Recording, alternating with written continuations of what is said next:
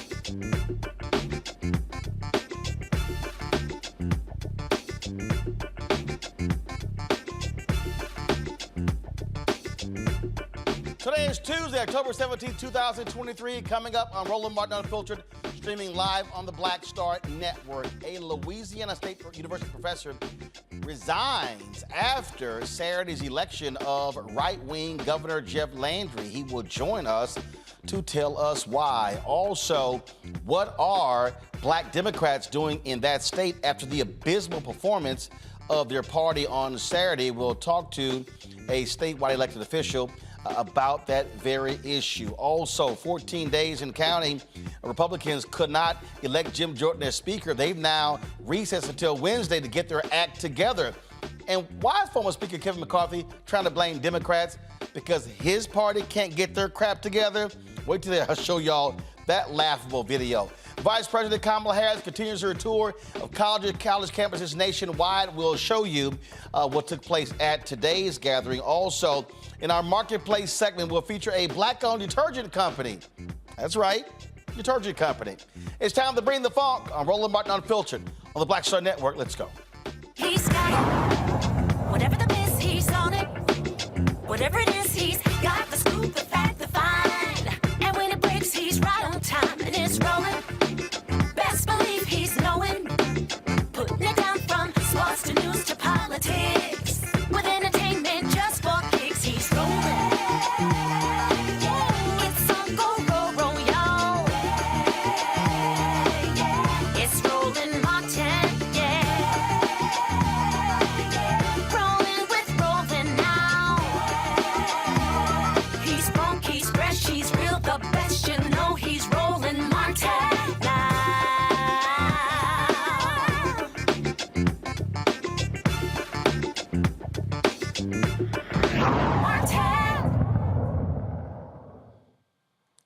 Folks, in Louisiana, they're preparing for a new governor. Attorney General JeJeff Landry beat all of the different candidates in the jungle primary, that's what it's called, on Saturday. Some 16 candidates that were in the race. The top two vote getters, if no one gets 50%, moves on to the runoff. Well, there's not going to be a runoff since he got more than 50%. It's easy to call him a right-wing MAGA governor because that's exactly what he is. He was one of the folks who was an ardent critic during the COVID outbreak. You also had, of course, issues when it came to his take on abortion and trying to unseal the juvenile records in only 3 counties that were largely African-American.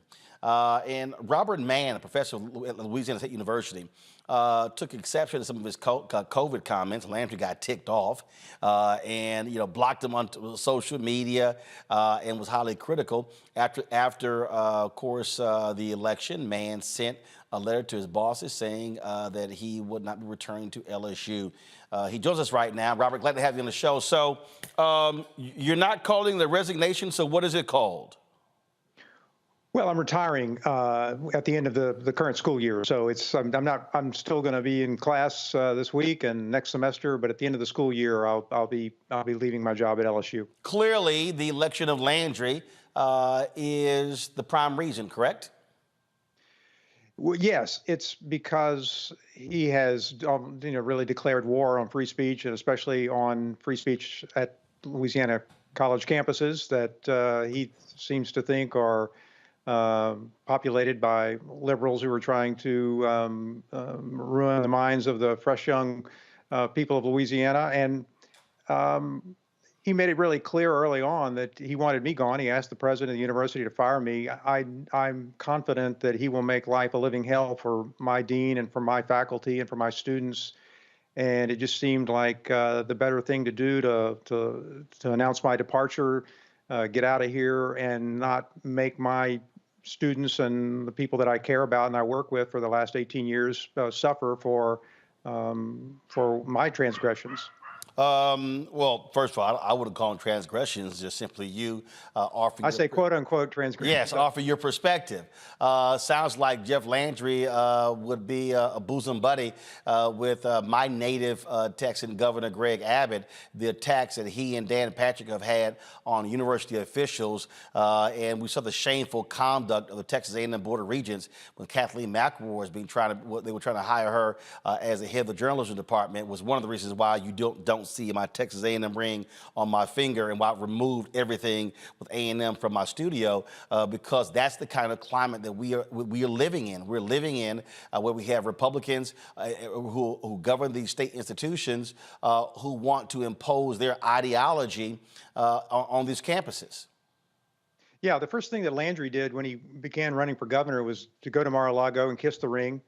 He got Trump's endorsement. He first got Donald Trump Jr.'s endorsement and then got Donald Trump's endorsement. And he's been performing for him for the last 4 or 5 years, but the last during the campaign, clearly performing for him. And I think he'll be performing for him as governor, and will be trying to enact just about everything that Abbott and DeSantis have done in their respective states here in Louisiana. In one of your tweets I saw where you talked about the targeting of academic freedom, tenure, things along those lines.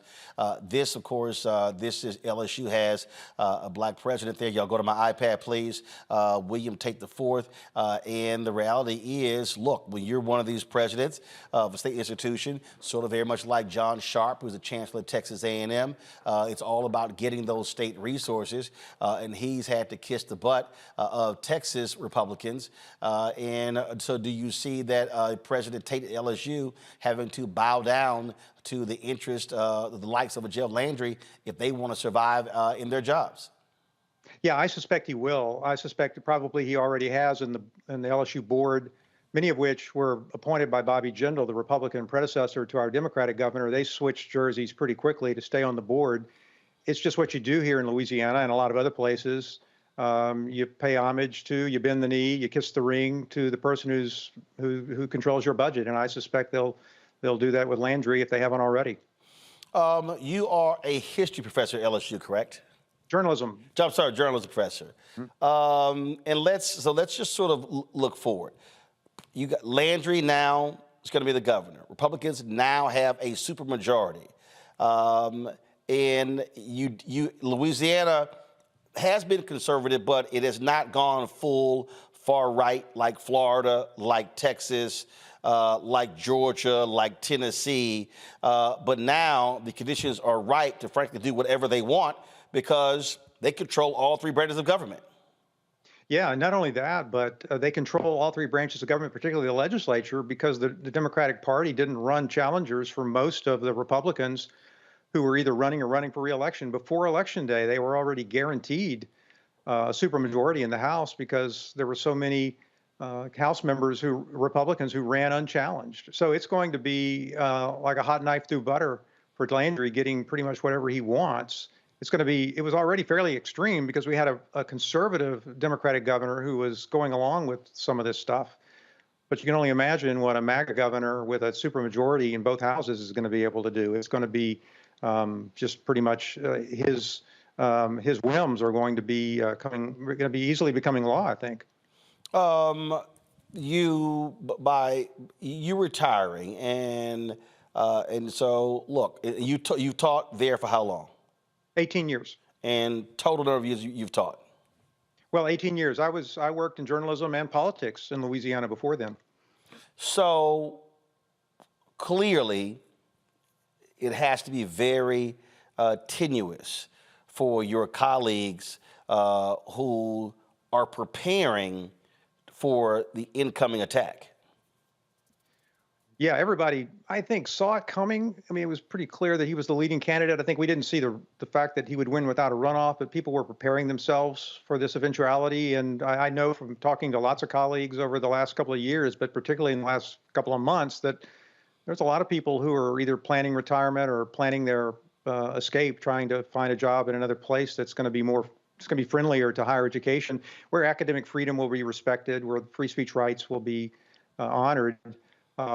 Yeah, there's a lot of fear and loathing, not just here at LSU, but across higher education in Louisiana. On that particular point right there, and I don't think people really fully understand it. You take Florida, in their African American Studies Department, University of Florida, they couldn't fill a number of the jobs. Folks refused to apply. We saw what happened to Kathleen McElroy at Texas A&M. Yeah. And we see what's happening all over. You have folks who are saying, I don't want any part of that mess. And so what's going to happen is a lot of these state institutions are going to be losing some seriously talented people because they don't want to go to hostile environments.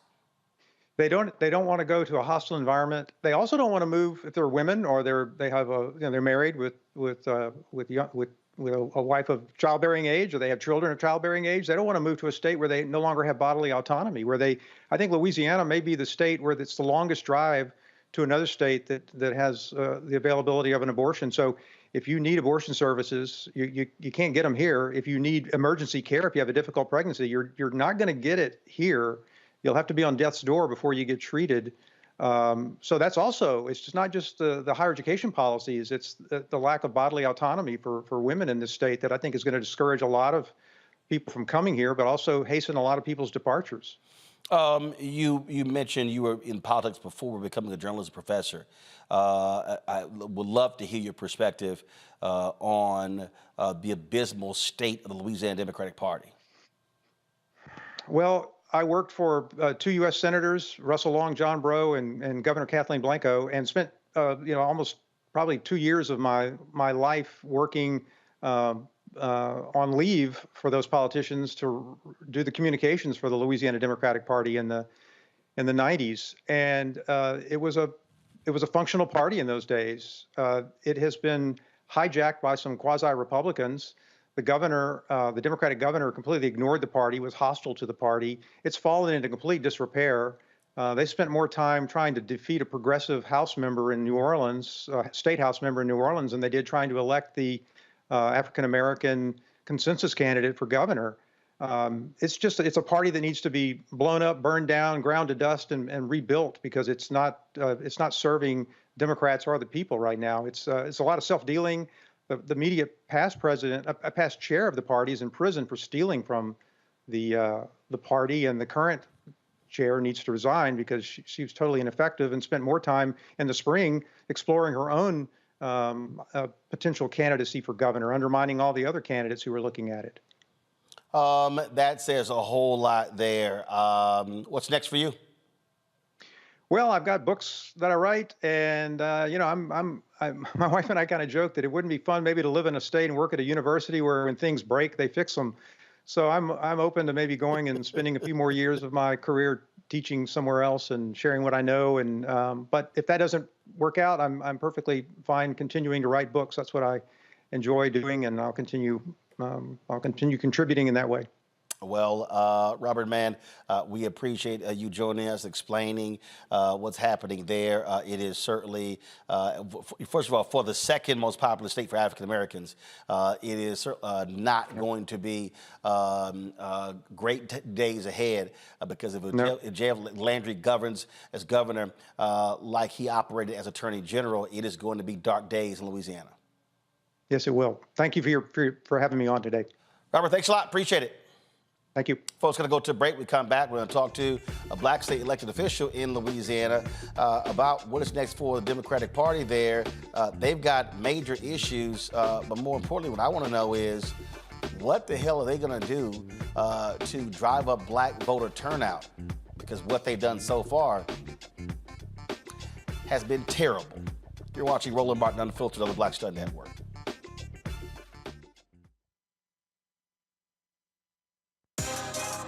Peace, I'm Faraji Muhammad, host of The Culture. And brothers, we need to talk. There's been much discussion about the state of the black man in our community. Whether it's in politics, education, or in the home, my brothers, we are struggling to lead the way, which is why The Culture will be hosting the Black Men Summit, where we'll be redefining and celebrating black manhood. This special series will kick off on the 28th anniversary of the historic Million Man March. on Monday, October the 16th at 4 p.m. Eastern Time. I'll be talking to some of Black America's most prolific, dynamic, thought-provoking Black men activists, scholars, and leaders about our role, our power, and our future. So tune in and join the conversation as an online culture crew member for the Culture's Black Men Summit, redefining and celebrating Black manhood. Starting Monday, October 16th through Friday, October 20th, 4 p.m. Eastern Time each day, right here, exclusively here on the Black Star Network.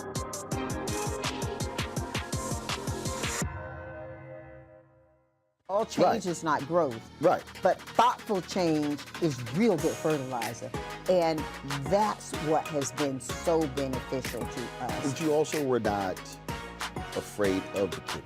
Well, and I'm a Black woman in business. Come on, I don't care how I dress up. I don't care who I'm speaking with. I don't care what part of the world I am in. I still am a Black woman in business. Being afraid of the pivot, being fearful of change is not what got me here. Respectful of change, respectful of pivot, yeah. Fearful, no, no.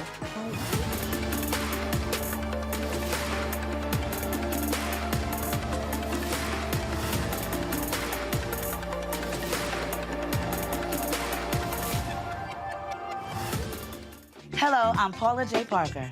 Truly proud of the Proud Family. I am Tommy Davidson. I play Oscar on Proud Family, Louder and Proud. Hi, I'm Jo Marie Payton, voice of Sugar Mama on Disney's Louder and Prouder, Disney Plus. And I'm with Roland Martin on Unfiltered.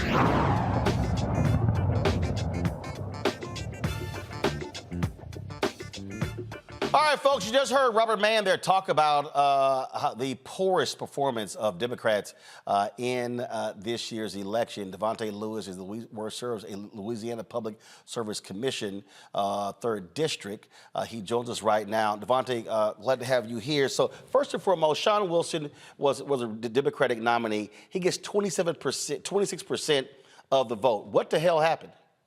Yeah, thank you, Roland, once for having me. I think one of the challenges that we saw is that Sean only ran about a 5-month campaign. He announced his candidacy for governor around late this spring and then decided to run. And so there are, quite frankly, a lot of Black Louisianians who didn't know who Sean Wilson was because he did not have enough money to get on air, to do a ground game, to talk to voters.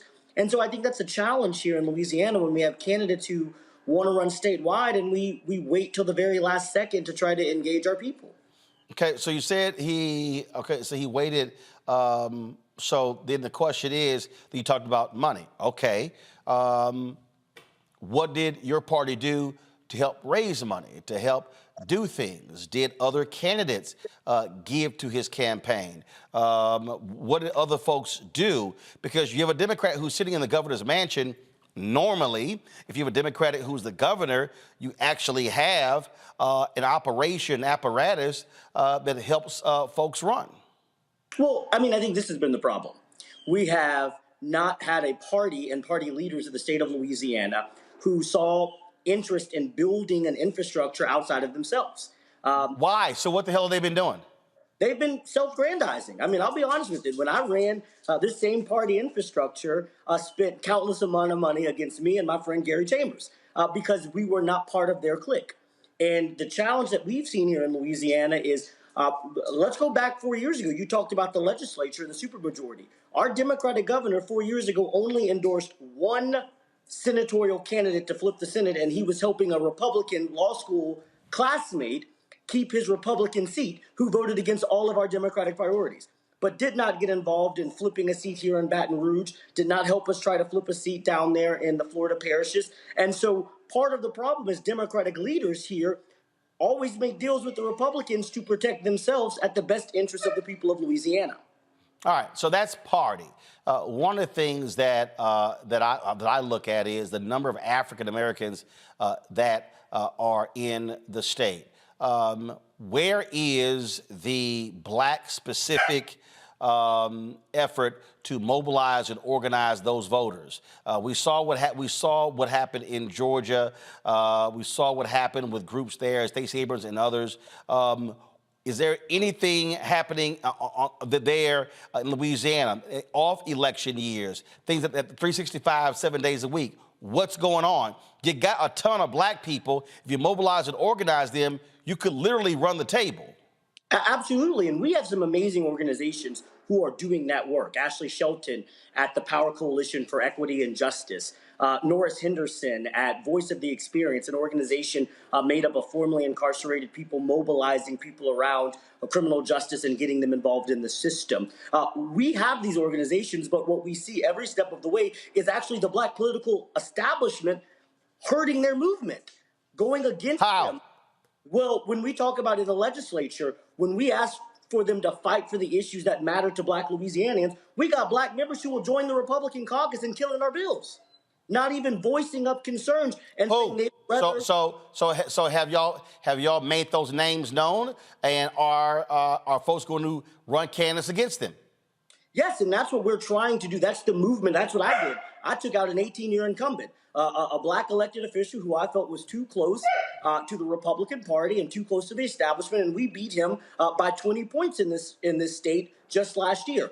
We've seen us do this work smartly in some of the legislative races, but we are building that movement. But what happens is, instead of having black leaders join us in this movement, they fight against us. Bob talked about it. One of the most progressive members of the Louisiana legislature, they spent over $200,000. Our sitting congressman, our sitting governor, former members of the legislature and current members of the legislature did more work taking out a progressive who stood up for black issues than they did for the black candidate for governor. That's the problem.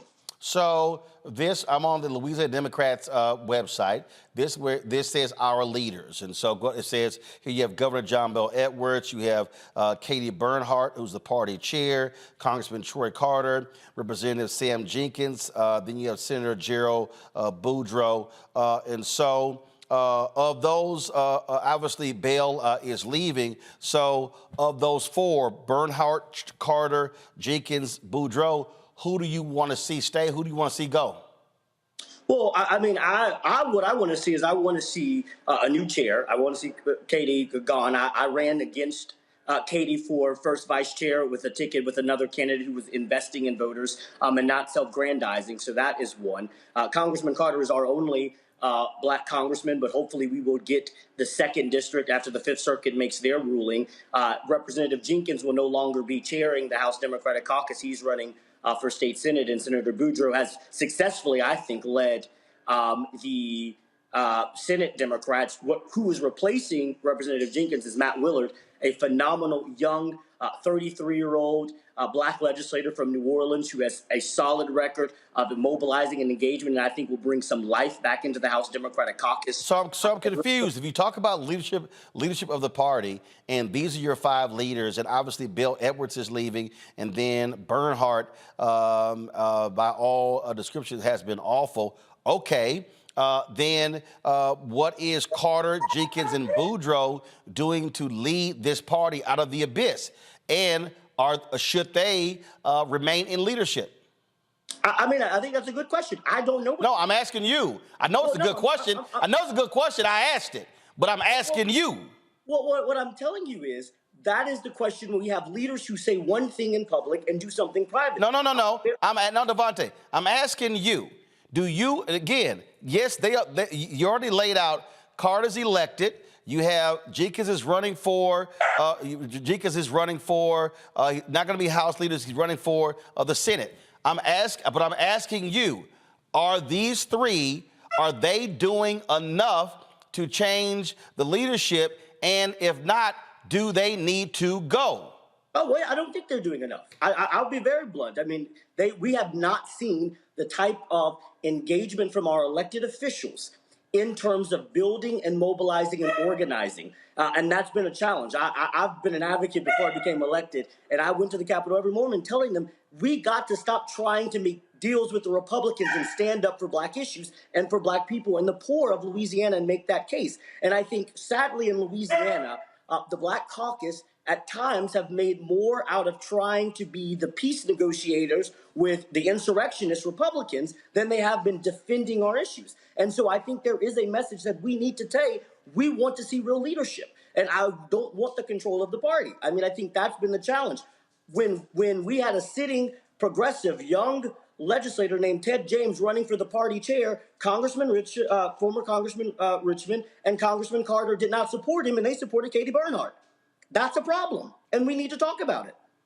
All right. So again, so that's party. If I go back to again that black plan that I'm talking about, what is it going to take? Are you targeting? What are the key areas in Louisiana that should be targeted? Because again, I'm speaking about black interests, which are not necessarily Democratic interests. Now, it may mean electing Democrats, but those are two separate things. What I'm curious about is what is the black plan for black people? Because I'm not just talking about governor or Democratic leadership. I'm talking about sheriff. You got 63 sheriffs that ran, 56, all of them white, 57 men. You had one guy who was a sheriff in a blue area, had no Democratic opposition.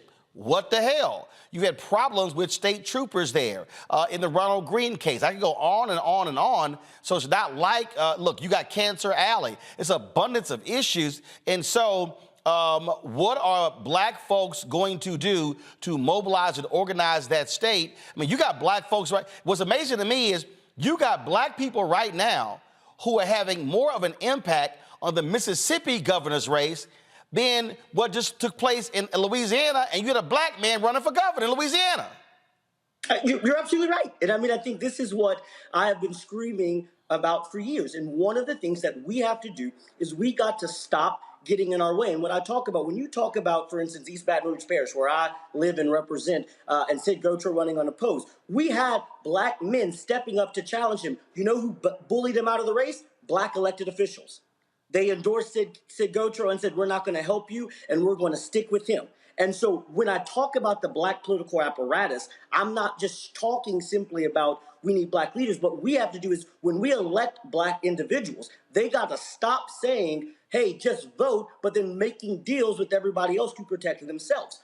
We have groups on here doing the work. Like I said, Power Coalition and Vote are mobilizing and organizing every single day. They knocked on over 1 million phone doors, made multiple touches. But what we hear from black constituents and black residents is when they look at the elected leadership, they say, I don't see myself. I don't see anybody fighting for me. And I see my elected officials more interested being friends with those who are trying to ban black history, trying to incarcerate our children, taking our investments away. And so what we have to do as black leaders, get back to recognizing that we need to be building power for our people instead of interested in being people in power. And that's a challenge in Louisiana that has not been confronted in a while, which is why I rocked the system with my election, right? I challenged the black establishment because I said, no one's speaking up for my district in Cancer Alley. No one's talking about these issues. And I go out there and we connect.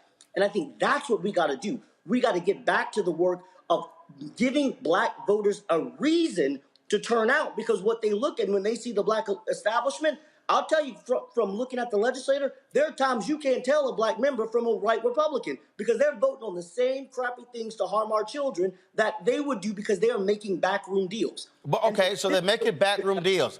But are y'all calling them out? Are y'all publicizing their names? Are y'all specifically putting it out there on social media saying these black elected officials are doing harm to black people? Absolutely. When we were in the redistricting fight and we had black members of the Legislative Black Caucus vote for a map that did not increase black representation to adequately represent the state of Louisiana, Power Coalition and Black Voters Matter, we put out flyers and social media target ads saying, look at these members. And one of those members was challenged in his election and is now in a runoff, and I think will probably lose his seat. So we are doing that work, but the challenge is we need people to help us invest in the state of Louisiana. But what we're seeing and what I'm talking about is when we are making those calls nationally, saying we are doing the work down here, we got leadership in Congress, black leaders, telling those same groups, don't invest in my state because it's not going to happen. And so we got to call that out. And I'm asking my other ones to be as blunt as me and saying, we can't keep hiding behind the fact that some of these people say one thing in the press and do something totally different when you're not looking, Roland. And that's the challenge that we're facing here in Louisiana. Last question for you.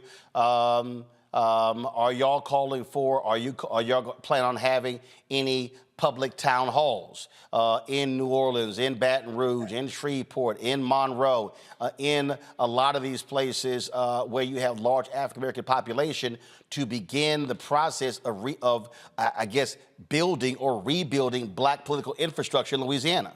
Absolutely. I would tell people stay connected with Louisiana Budget Project, Invest in Louisiana, Power Coalition for Equity and Justice, Vote. We are organizations that have been on the ground doing this work, building these coalitions, having these town halls, and we are more committed now than ever. What we are asking for is the people that have been harming us and stopping our movement to get out of the way, because you can't complain one day that black voters didn't turn out, and then you directly harm these same groups who are doing that on-the-ground mobilization at the same time. And so we're going to keep pushing that work. We've seen some of that success in New Orleans. We're pushing forward in the state. But what I'm saying is we got to have everybody at the table. And it's that old saying, it's that old church song my great-grandmother used to say, if you ain't helping me get out of the way, please don't block me. Because we are trying to run this race. And that's what I'm saying. If you don't want to be part of the process of building black political power, get out of our way so we can keep doing that work. Look, there are many people who have been fighting like crazy for the second black congressional district. And I dare say folks are not going to be sitting here fighting if we're going to see the kind of turnout that we saw on Saturday, lowest turnout overall of an election in Louisiana in a dozen years. All right, we'll be paying attention and watching. Thank you so much. Thanks a bunch. All right, folks, come back. We'll discuss this with my panel and also break down some other issues of the day. You're watching Roland Martin Unfiltered on the Black Star Network. You too, folks, hit the like button, please. Also, support us in what we do. Join our Bring the Fuck fan club. Your dollars absolutely matter. Folks, you're checking money orders to P.O. Box 57196, Washington, D.C. 20037-0196. Cash App, $RM Unfiltered. PayPal, R Martin Unfiltered. Venmo is RM Unfiltered. Zelle, Roland at RolandSMartin.com. Roland at RolandMartinUnfiltered.com. We'll be right back.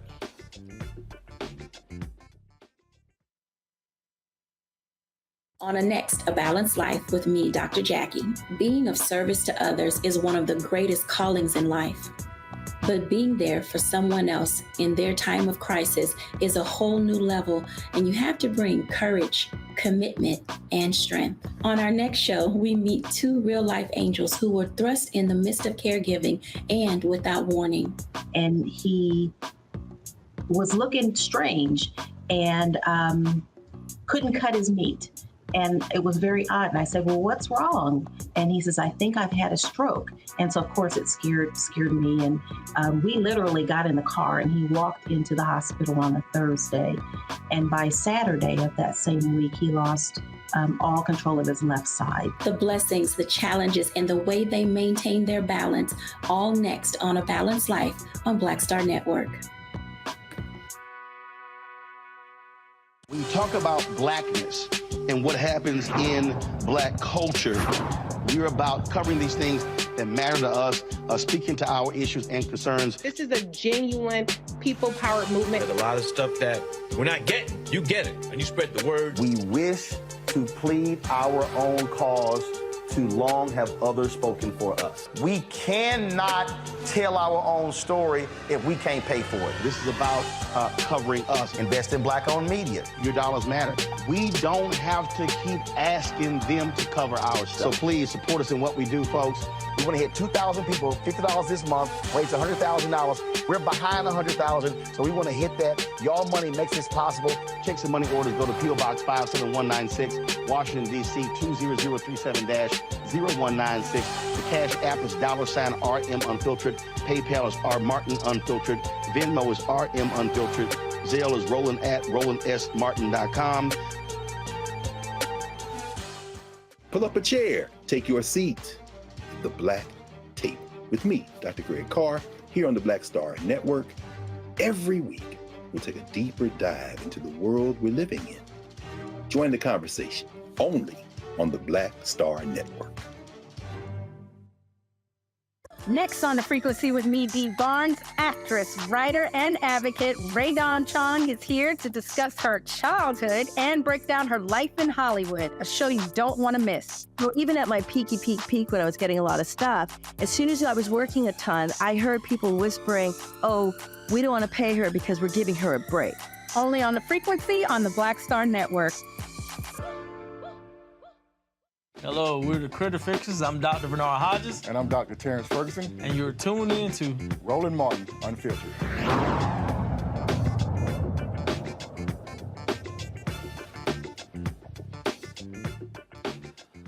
All right, folks, my panel, Dr. Mustafa Santiago Ali, former senior advisor for environmental justice at the EPA out of D.C. Randy Bryant, DEI disruptor, she's out of D.C. Suzette Speaks, attorney and host, the Suzette Speaks show out of Miami. Glad to have all three of you here. Mustafa, I want to start with you. This is something that I think people have to understand when I ask the question, what is the black plan, not the Democratic plan? Now, I'm also very clear in terms of politics. The reality is the issues that we often talk about that matter to us are likely going to get done through a Democrat and not a Republican. And so I love it when all these yahoos out here, these Simple Simons, like, oh, you're out here shilling for the Democrats. Fool, them other folk don't give a damn about us. It's abundantly clear in the stuff that they actually support. So the question then becomes, if we're going to support somebody, it's likely going to be a Dem, but then the question then becomes, what type of Dem? What you saw there in Louisiana, I mean, beyond abysmal. Go to my iPad. These are the total number of qualified voters in the state, okay? And so when you go, come on, guys, let's go. Switch. Thank you. Let's go. Thank you. All right. Now, 2.97 million voters. White, 1.8 million. There were 927,577 eligible African Americans in the state, okay? That's the number. Now, that represents 31.2% of the total electorate. Now, here are the actual vote numbers here in the gubernatorial race. You're going to see right here, all right, 1,062,498 people voted.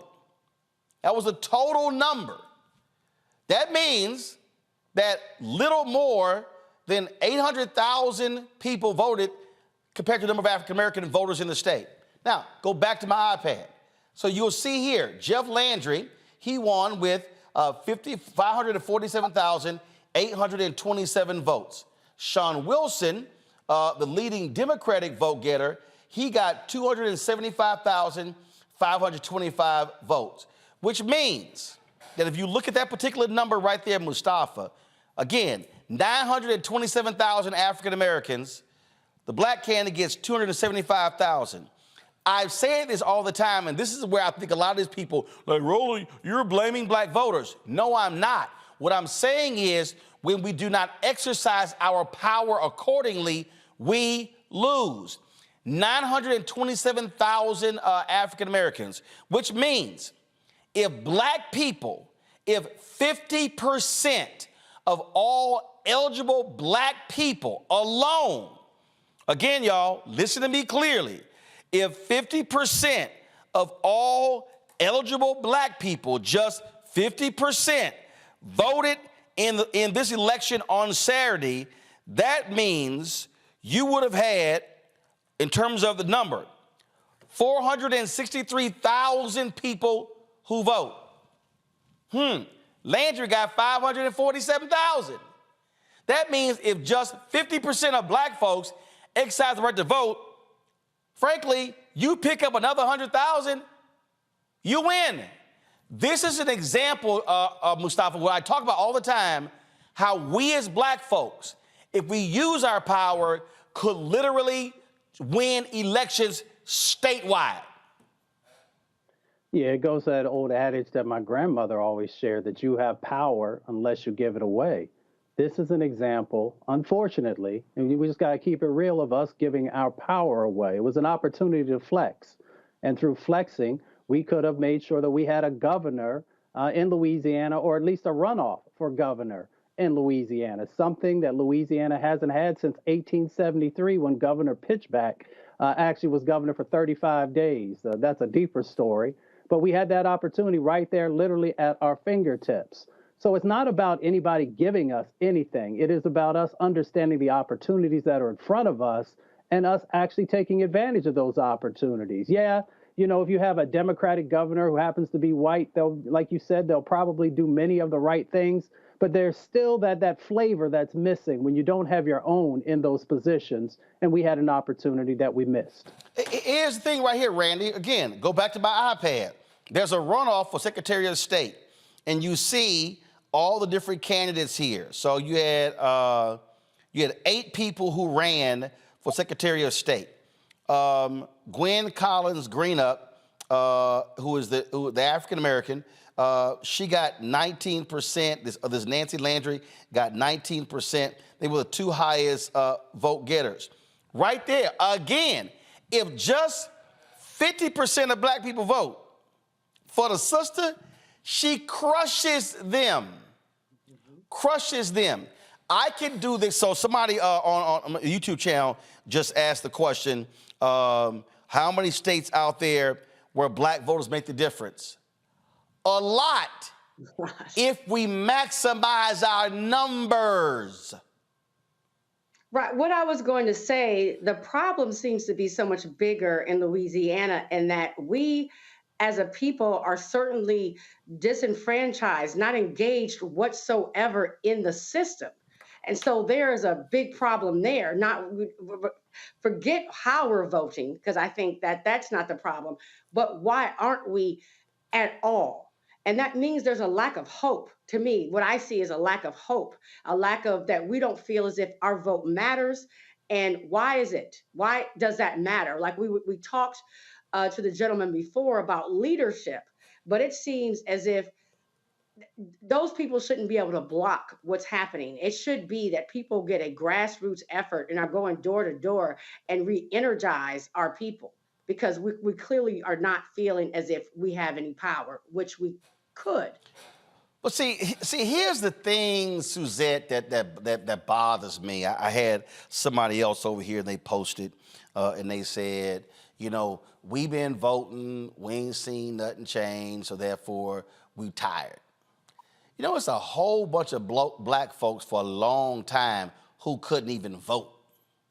Like, just couldn't even vote. Had no power whatsoever. I think about where you are. Again, I go to numbers. Everything comes down to numbers. When Andrew Gillum ran for governor in 2018, lost by 30,000 votes. I remember the Tallahassee Democrat ran a story, and the story had a graph that showed the turnout in counties that year. I think you had to get to like the 11th or 12th spot before you saw a blue county. It was Broward. I think it was around 57%. Then you went lower, it was Miami-Dade. The reality is, if Miami-Dade and Broward, 2 largest concentration of black folks in the state, if they go from 57 or lower to 65, he wins in a cakewalk. It's numbers. 100% wrong. So I'm tired of black people saying, we ain't got no power. We're not sitting here, we're not seeing the results, because your vote, your power is not being used. That's like me sitting here going, damn, I don't understand. This speaker not coming on. Have you plugged the shit in? You gotta plug it in to connect to an electric source in order for it to turn on. It's the same thing. Yes, we actually have 2 Democratic Party chairs of Broward County. His name is Rick Hoy. He is a colleague of mine, as well as in Dade County, the party chair is an African-American, Robert Dempsey. So we do have 2 brothers who are leading up the efforts. But as you stated, as I look at the numbers and I crunch the numbers from Florida, Governor DeSantis only had a total of 4 million votes. Charlie Crist had 3.1 million in a state of 22 million people. So when people try to make the contention that this is a red state. I push back oftentimes because if the numbers, as you stated, of minorities do come out, we can swing the entire state legislature as well as the governor's office. Now, of course, we have gerrymandered districts as well that help keep Republicans in the majority in our state house and our state senate. However, when you look at local elections, which are the building blocks for getting Black leadership, trained up Black leadership, ready to fight, ready to go to Tallahassee and to take on congressional roles, et cetera, we have the numbers. I tell people all the time, although these districts are gerrymandered, when you look into them, there are a ton of blue voters sitting in what looks like a ruby red district on election night on the maps. We think of Florida as so-called being, extremely red, but there are counties that have 40% Democrat, 45% Democrats, sometimes even split, just like our state legislature, where those voices are kind of being drowned out because of the gerrymandering issue. Nonetheless, we still can have an impactful movement if Black folks have a reason to get out, if we put enough money in from the national party, from our statewide party. I know Florida Democratic Party Chair Nikki Fried has pledged $1 million, but we know in media markets as big as South Florida, that's not enough money to ensure that we reach our voters. So we're going to need the third-party groups. We're going to need more support from the DNC. Money is a critical issue in terms of getting the message out to our voters. And as I said, giving them a reason to step forward and understand their power in the upcoming election, even in 2024. But here's what I'm calling for, Mustafa, which is different. I'm not waiting on a damn party. I'm not waiting on a national party, a state party, a county party, a local party. I'm talking about Black people. That's what I keep saying. If you say, hey, I like so-and-so candidate, do not send the money to the candidate. Send it to a Black third-party group like Georgia Stand Up, Black Voters Matter, or other groups where we know the money is going to go on the ground to pay people to knock on doors, to pass things out. That's my point. So what has happened is, in these campaigns, let me be very clear, white media consultants are determining where the money goes. They want to dump it on television. They want to dump it to folks not African Americans. What I'm saying to Black people, I need Black people listen to me very clearly right now as we're looking towards the 2024. First of all, you got gubernatorial race in Kentucky, gubernatorial race in Mississippi, and also then we begin to look at next year.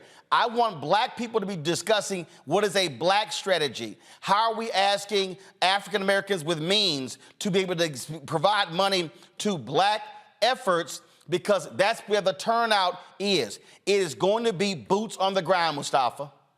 No, I agree with you 100%. We've got to remember, nobody is coming to save our communities. If somebody shows up as an authentic ally, that's great, but we can't count on that. We have to do the work ourselves. We have to do the strategy ourselves. We've got to make sure that we are supporting and investing our organizations who are going to be authentic in the work. And if we don't do that, then we're going to have these types of situations. And then people will justify by saying, well, see, there's no need for us to put money into your state campaigns because it's not going to yield a positive result. So we got to take matters into our own hands. So for everybody who needs to understand something right here before I go to a break, and it's very simple. When we're talking about elections, you start with numbers. And when you start with numbers, you start with, okay, what's the available pool of people? What did you hear me say last night at the town hall in Fredericksburg, Virginia? We can actually control elections. If I'm running, I'm looking at, okay, what happened not just in this congressional district or state district, what happened in these precincts. When I look at the precinct numbers, that's where my power is. If I look at this precinct and 800 people or 700 people were available voters in the precinct and only 80 voted, then I didn't know if they got 700 eligible voters, then guess what? I can go there and I'm trying to reach 620 people who didn't vote. 620 people across 10 precincts is 6,200 votes. In many places, that's the margin of victory.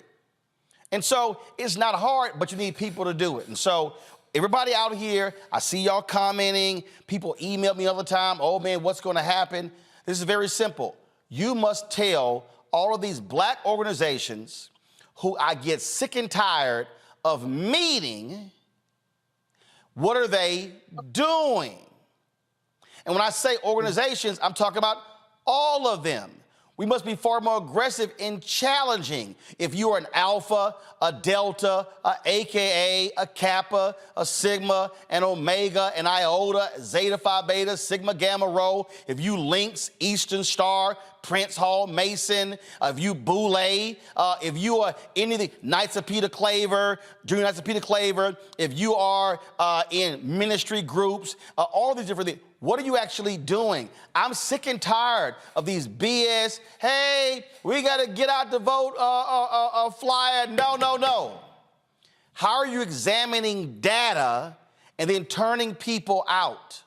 That's what I'm talking about. How are we mobilizing caravans of vehicles to drive folks to the polls? I'm telling y'all right now, listen clearly. The hell that is going to be unleashed on black people if the right wins next year, you do not want to deal with. I don't want to hear that, black people, we done survived this, survived that. No, your black ass didn't. Your ancestors did. So every single one of y'all who say black people survived slavery, your sorry ass didn't survive slavery. And guess what? The black people who did survive slavery, they're the ones who rustled together nickels and pennies to create schools. They're the ones who busted their ass to get the right to vote. They're the ones who showed up at marches. They're the ones who funded the lawyers in Texas to break the backs of the Texas Democratic Party to get the right to vote. They're the ones who got us Brown versus Board of Education. So every single one of y'all who come with that bullshit of, oh, we survived slavery, you had better give credit to the ancestors who also did the work so your ass can have the right to vote, but you choose to sit at home and not use it. And then go, oh my God, I just don't see things changing, so therefore I'm dipping out. Don't you dare raise what they did, and then today you do nothing. That is an abomination to the ancestors. I'll be back.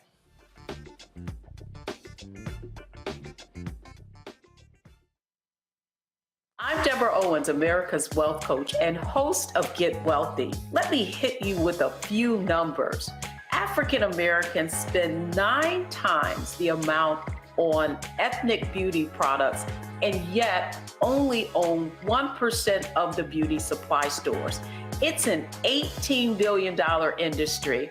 On the next Get Wealthy, you're gonna learn and hear from a woman who's turning this obstacle into an opportunity. We literally take you from A to Z on all of the things step by step you need to have in place to open and run a very successful beauty supply store. That's right here with me, Deborah Owens, host of Get Wealthy, only on Black Star Network. Hatred on the streets, a horrific scene, a white nationalist rally that descended into deadly violence. White people are losing their damn minds. As an angry pro-Trump mob storms the U.S. Capitol, we've seen shooting. We're about to see the rise of what I call white minority resistance. We have seen white folks in this country who simply cannot tolerate black folks voting. I think what we're seeing is the inevitable result of violent denial. This is part of American history. Every time that people of color have made progress, whether real or symbolic, there has been what Carol Anderson at Emory University calls white rage as a backlash. This is the rise of the Proud Boys and the Boogaloo Boys. America, there's going to be more of this. Here's all the Proud Boys, guys. This country is getting increasingly racist in its behaviors and its attitudes because of the fear of white people. The fear that they're taking our jobs, they're taking our resources, they're taking our women. This is white fear.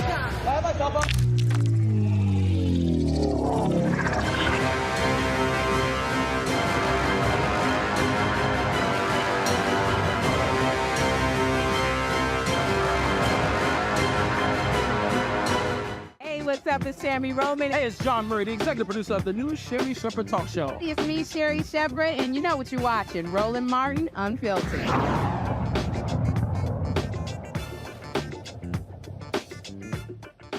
All right, folks, welcome back. I'm going to talk about with my next guest about his recent trip. He was in Israel. But before I get to that, I got to bring in Pastor Kenneth Whalen III on the show. I saw you over there clapping when I was talking, Pastor. So, and I know we're on the same page on that. And I got to show this here. Go to my iPad, because y'all just had an election in Memphis, okay? And again, I need to be, y'all, Memphis is black. Memphis is like black, all right? And look at these numbers. First of all, let me go ahead and say this. It's too many damn people running for mayor in Memphis, okay? I mean, look at all the people who are running. And I'm just gonna go ahead and say it. Willie Harrington, stop running. You were the mayor before, you had your shot. I'm sick and tired, no, come, let me just say it right now. No, come to me.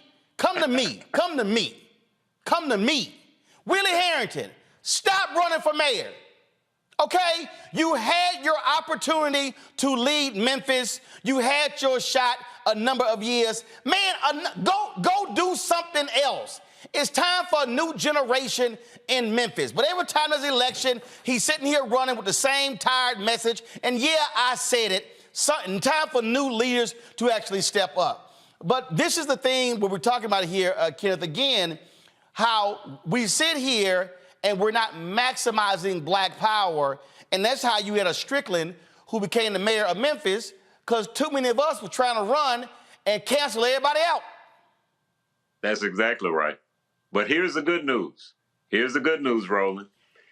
The candidate who won this time happens to be the best thing that could have ever happened for Memphis. And I think what happened— Paul Young. They learned Paul Young, yes.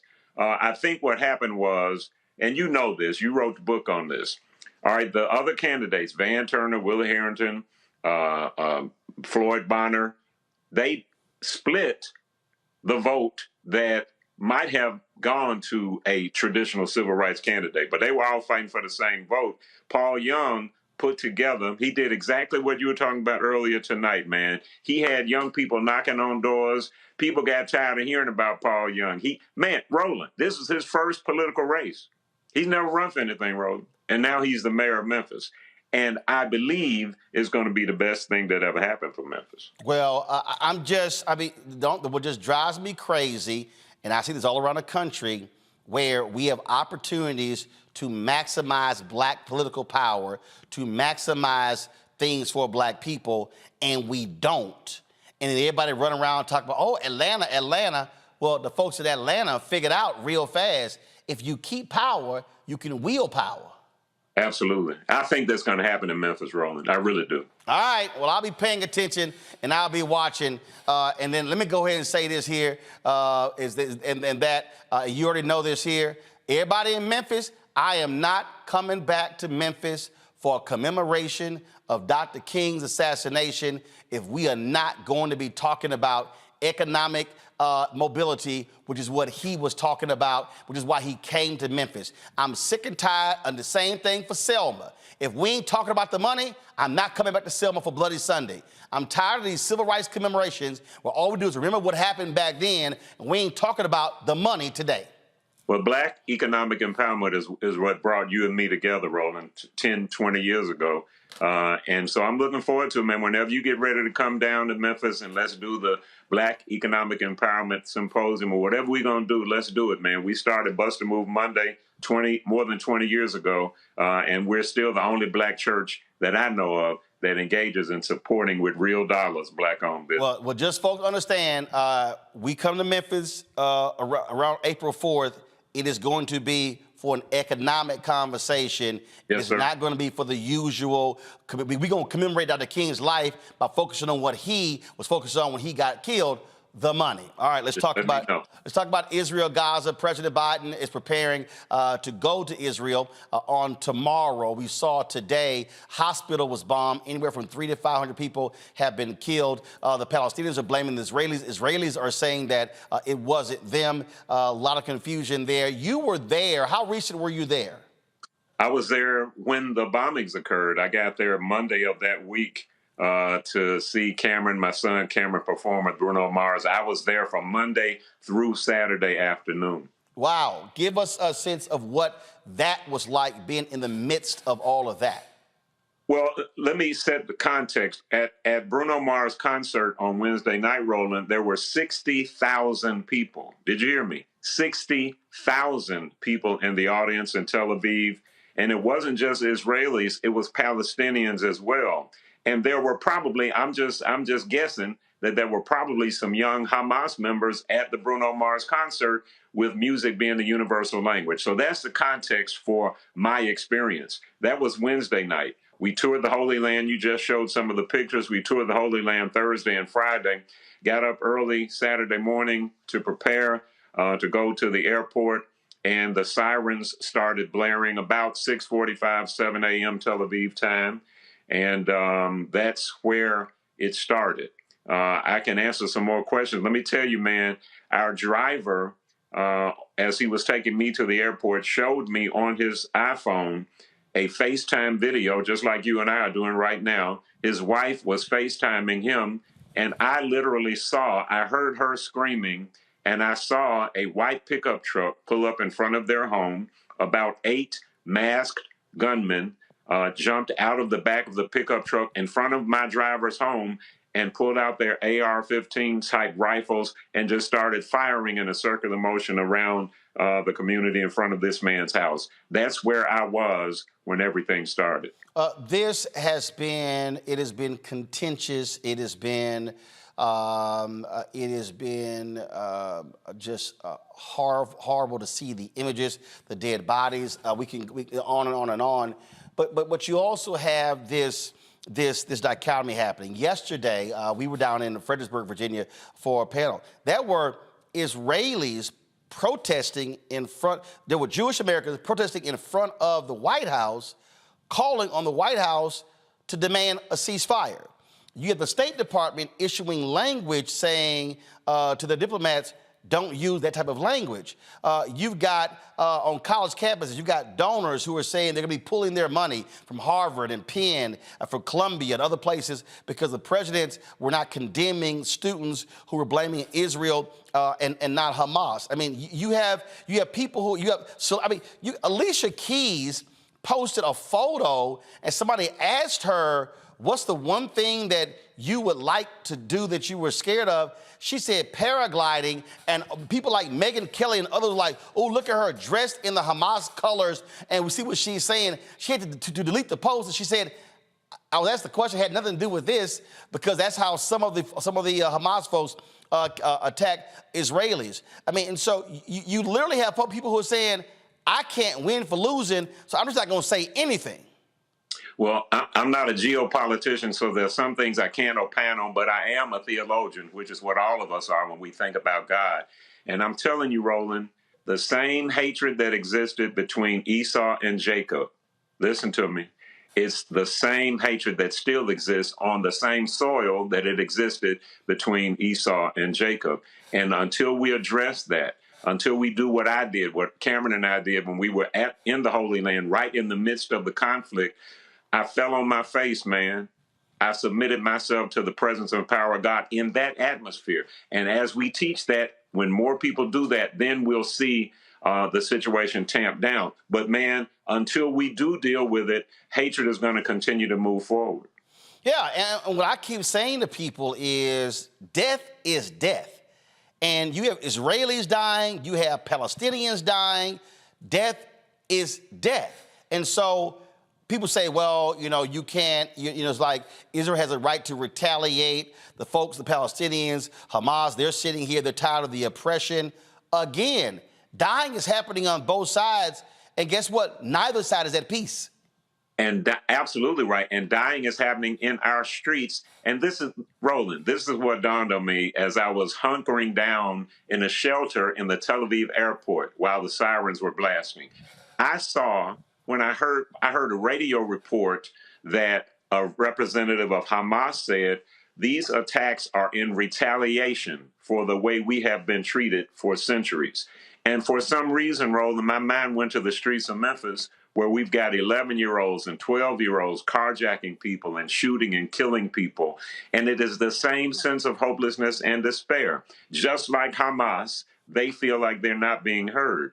What we have to do, particularly those of us who have boots on the ground, as I heard you say earlier, those of us who are in the Christian community, we have to reach out to our young people, pay attention to them, and help them to move beyond the anger, which is justified, into a position of, I know that I am loved, because it's the same hatred, Roland, it's the same bullets, and it's the same death. Somebody, I was having a conversation the other day, and I was asked this question. And the question was, and it was an interesting conversation because there were Jewish folks, there were Arab folks, there were African American, there was white, and so it was a very eclectic group there.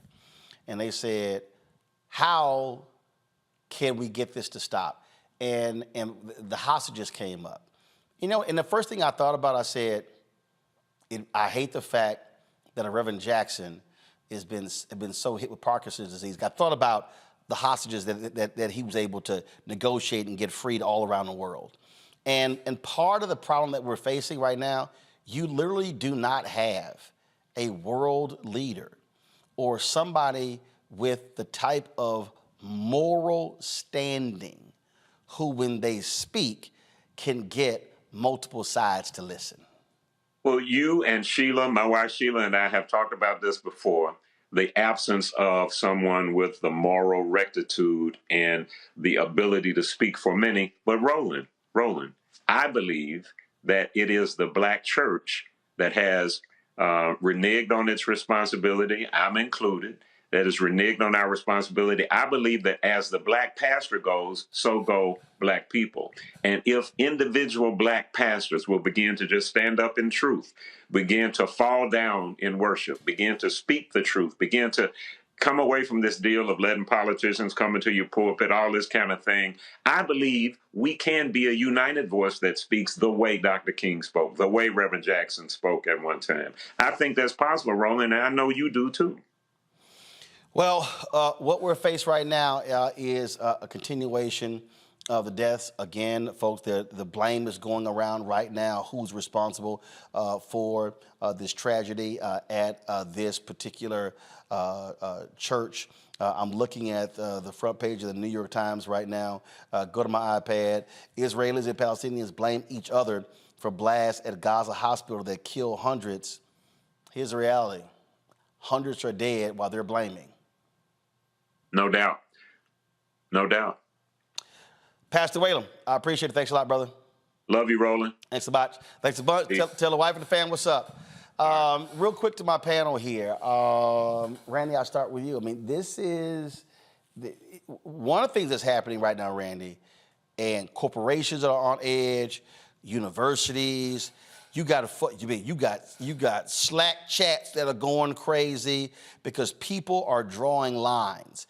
You've got billionaires like Bill Ackman that are saying, oh, any student who signed on to any of these statements on the college campuses, do not hire them for jobs. A law firm rescinding job offers to some of these students. I mean, it's stunning to watch.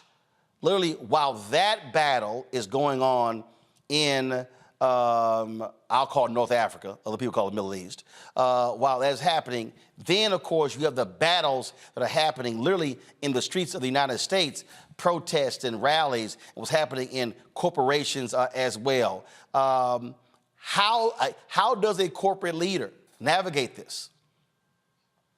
It's a really good question. I have been watching. I've been getting lists of corporations that people should ban or protest on either side, depending on how you feel. You know, they say, oh, this product, you know, don't go to Starbucks because they are feeding money to Israel. And you know, and people don't seem to get that there is no win here. There is no win, and it is affecting everything from, you know, what people are posting on their social media because they're afraid of what to do. I think that what a corporation, where I advise in a corporation now as a DEI specialist, is that it would be very neutral and about just peace, something that serves everybody.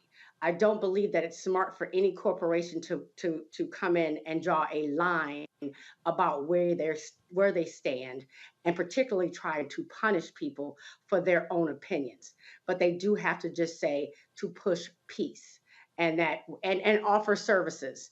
Offer services, because there is a lot of stress that is going on within the workplace now. And so they have to say, how do we ensure that people are dealing with the emotional toll that's taking place, because it's affecting people. But to keep drawing lines, like you said, death is death. People are dying on either side, and that is not a win for anyone. Is a terrible choice for any corporation, to me. But Suzette, the problem is folks are saying, no, you can't be middle of the road. You literally must be deciding one way or other.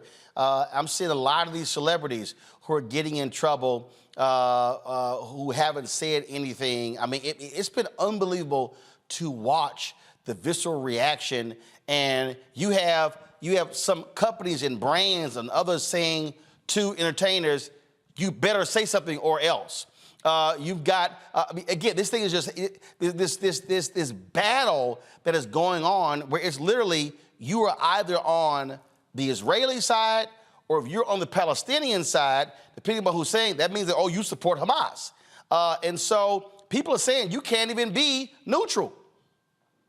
Yeah, at this point, you're damned if you do, if you're damned if you don't, and there's very little middle ground to tread lightly. I've been looking at polls, Roland, where there are more supporters, even within the Democratic Party, for the Palestinian cause than there has ever been, and it also is something that we have to be sensitive to, because there's a distinction between Hamas and terrorism and the civilians that live in Palestine, as well as Israeli civilians and the Israeli government. I think people have to provide space for one to be able to say they reject Hamas or the terroristic acts and atrocities they committed, but do not support the Israeli government or don't completely agree with their action. I think there has been this kind of oversimplification that people are looking to, choose sides where it's a lot of shades of gray.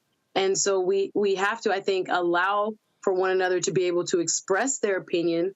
But because this is such a visceral topic, people are risking their brands. People are risking friendships and jobs and all the rest of it, because the Israeli question is something that, again, has been in flux for some time.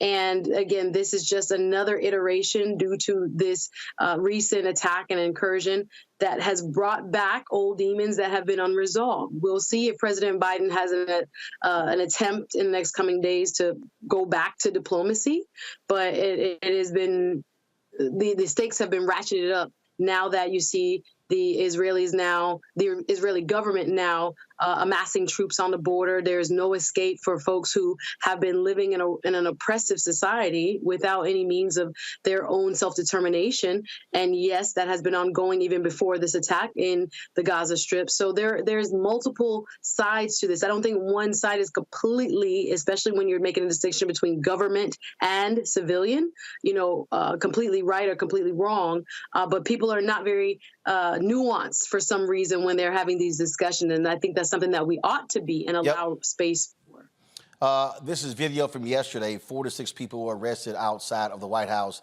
for a protest there. Mustafa, it is, again, it is a dire situation, and the Israelis are preparing for what they've talked about is a ground surge into Gaza. They told the 1.1 million people who are in northern Gaza to head south. And so this is going to get worse before it gets better. It most definitely is. And one of the reasons that it's going to get worse is because we fail to realize that both hate and evil are like cancer. When you don't address it in the beginning, then it begins to move all throughout the body, whether it is a human body or it is a systems body. And Dr. King shared with us that the only way that you deal with hate is through love. So we have to figure out how we're going to get more focused on these core elements as a human that help us to move forward in the positive direction. So you see that hate playing out not only in the Middle East, but now you see it also finding its ways to get its talons in people all across the planet. This is a moment when we need to embrace our humanity, to understand that a Palestinian baby or Israeli baby that loses their life there of an equal value, and that we have to do everything that we can to protect life. Again, this is more video of yesterday's protest outside of the White House from various Jewish organizations. So that's what's also I thought was fascinating. You have Jewish groups who are saying stop. You got Palestinian groups. You got people who are saying support Israelis, support Palestinians. I mean, this is just continuing, and so hopefully. With the president, and in fact, there's supposed to be a summit in Jordan, and the Jordan president called it off. It's supposed to be with President Biden tomorrow. It's not going to be happening. All right, folks, got to go to a break. We come back. We're going to talk about the battle over stand your ground law in Florida. Yep, the never-ending battle. It continues. You're watching Roland Martin Unfiltered right here on the Black Star Network. All change is not growth. Right. But thoughtful change is real good fertilizer. And that's what has been so beneficial to us. But you also were not afraid of the pivot. Well, and I'm a black woman in business. Come on, I don't care how I dress up. I don't care who I'm speaking with. I don't care what part of the world I am in. I still am a black woman in business. Being afraid of the pivot, being fearful of change is not what got me here. Respectful of change, respectful of pivot, yeah. Fearful, no, no.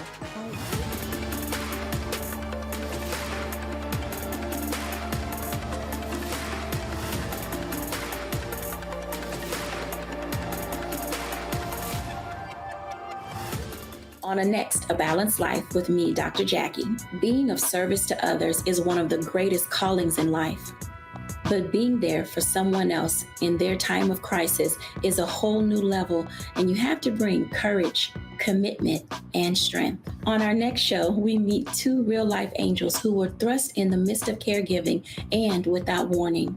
And he was looking strange and couldn't cut his meat. And it was very odd. And I said, well, what's wrong? And he says, I think I've had a stroke. And so, of course, it scared me. And we literally got in the car and he walked into the hospital on a Thursday. And by Saturday of that same week, he lost all control of his left side. The blessings, the challenges, and the way they maintain their balance, all next on A Balanced Life on Black Star Network. Bruce Smith, creator and executive producer of The Proud Family, Louder and Prouder, and you're watching Roland Martin Unfiltered.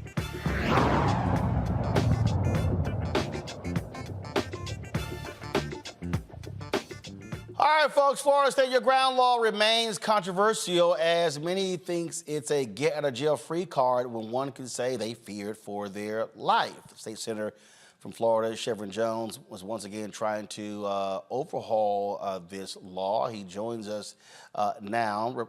Glad to have you here, Senator Jones. So, what's the deal here? Because at the end of the day, we've seen a lot of these stories. Folks shoot and kill. They go, I was fearing for my life. I was standing my ground.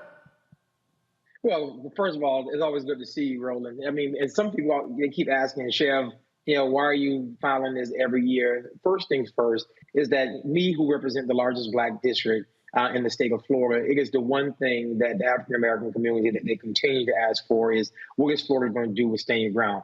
And we know that it's a losing battle within the state of Florida, but what we have to do is make sure that we continue to keep this at the top of mind to have a larger conversation when it comes to gun violence within our community, whether it is creating a gun violence task force, in which we have been asking for the last 3 years, Roland, by mind you, has passed both chambers, but Governor DeSantis just truly won't sign it. In 2005, after the legislature passed Stand Your Ground, which basically expanded the scope, as you know, the scope of self-defense claim by totally eliminating the duty retreat, We know that to be a type of shoot first culture of violence. And that's what we know. And when we look at our community, it's more of us as African Americans and marginalized community. We find ourselves on the other side of that gun when we're talking about standing your ground.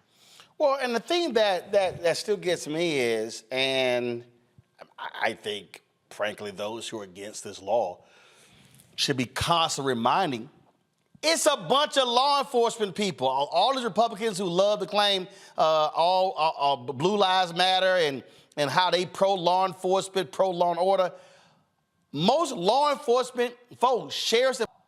Absolutely are. They absolutely are. And listen, Roland, I was before as you were in the last segment, I was reading the Tampa Bay Times, and the Tampa Bay Times, they found that from 2005 to 2012, in cases where stand your ground was used as a defense, 79% of those cases where the claim for self-defense succeeded. The defendant, listen to this, but the defendant could have retreated to avoid confrontation, and in 68% of successful claims, the person killed was unarmed. That's literally from the Tampa Bay Times. So the statistics and the facts stand on the side of repeal. But I think it's also important for us to point out to where most people are, when you talk about standing ground, I mean, on my Instagram, people are like, well, you're not taking my guns away from me. First of all, no one is talking about taking your gun away from you. But what we are talking about in our community, how we are finding ourselves, your son, your daughter, your cousin, your niece, your nephew are the ones who are finding themselves dead, and they cannot explain themselves. Why? Because an officer or individual has shot and killed them and claiming self-defense when it truly wasn't self-defense. Because of the biases that we deal with in our police department, that's what a lot of these police officers are claiming. And guess what? And they get off and they win. Suzette, question for Senator Jones. Yes, sir. Talk about the combination of the new legislation that came into being, Senator Jones, who is from my neck of the woods. Good to see you, fellow Miami brother, one of the hardest working men in the state Senate. Talk about the combination, sir, of what we look like now in terms of maybe statistically speaking, the stand your ground dilemma, combined with now Florida's laws, which have made it easier to carry. A lot of people saw what happened in the state legislature. We know that there is a supermajority of Republicans. No matter what you do, I think in the Senate, it is 12 Democrats, 28 out in a House body of 40, 28 GOP. And in the House, it's 85 GOP to 35 Democrats. So no matter what, you need the other side's cooperation to pass anything. Talk about what it's like with those combination of laws now in effect and how it will affect the Black community. Yeah, Suzette, it's always good to see you, sis, and I'm proud of you. Listen, it is no secret that the Democrats stand in the disadvantage in Florida, in the Senate and in the House. And when we look at stand your ground, now mixed with permitless carry, what was just passed this previous session, we are creating an unsafe environment for our residents. And of course, we know that is unacceptable. But how do you think these mothers and fathers feel of those 68% of the individuals that I just spoke about who were unarmed but still fell victim to gun violence when it could have been de-escalated and completely avoided? Yes, we are at a disadvantage. But what we cannot do, and I made it clear in Black Caucus, I made it clear to my Democratic colleagues, that we must continue to tell the story. We can continue to tell the stories from our district. We just can't lay and allow the Republicans to do what they do for the fact that because we don't have the numbers. To hell with that.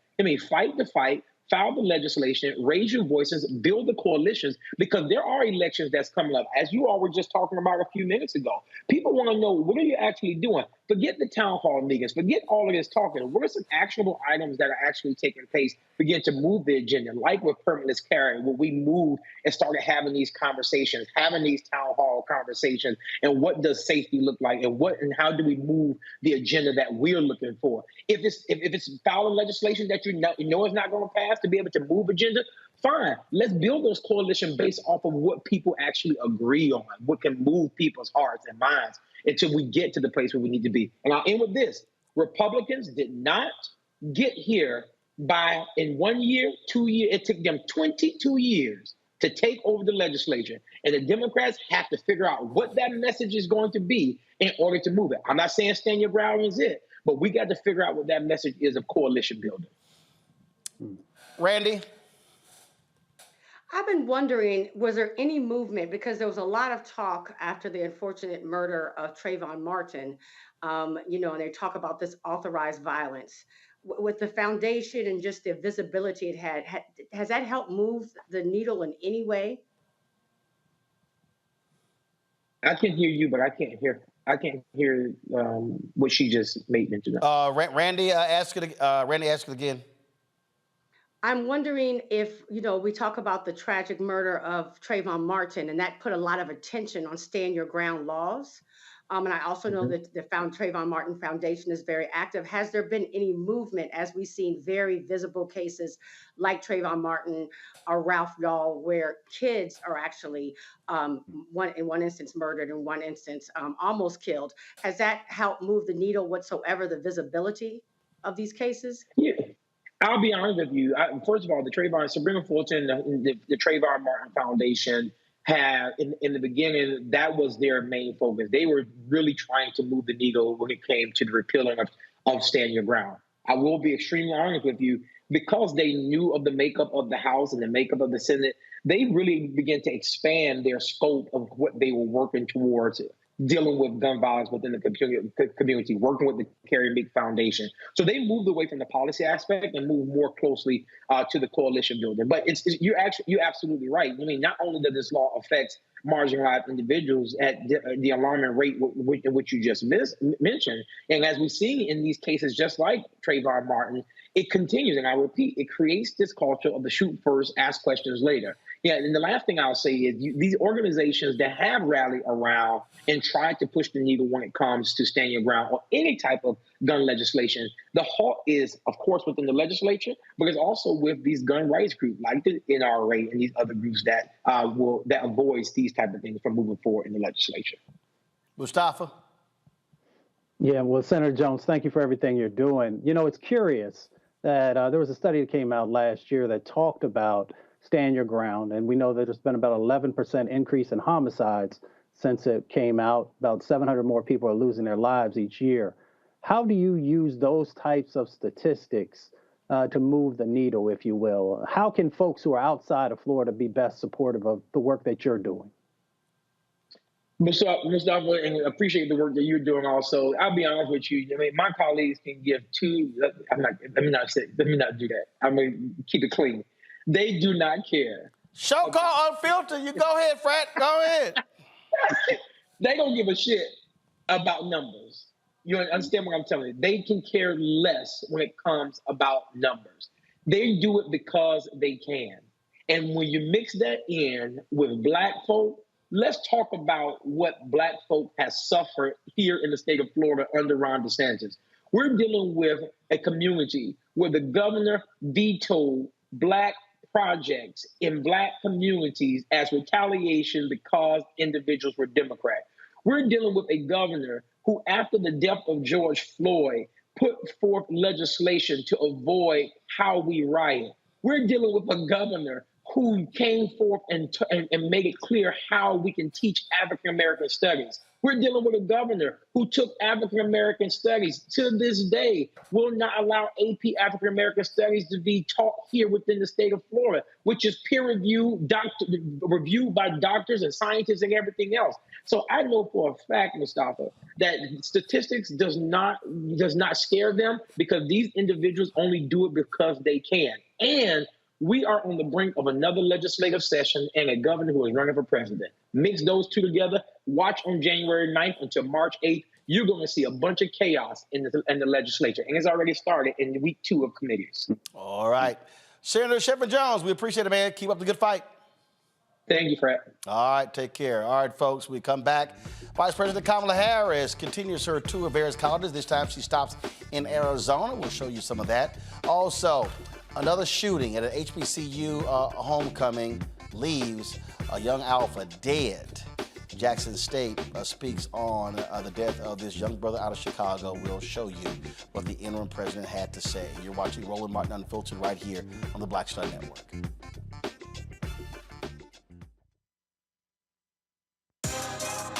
Peace, I'm Faraji Muhammad, host of The Culture. And brothers, we need to talk. There's been much discussion about the state of the black man in our community.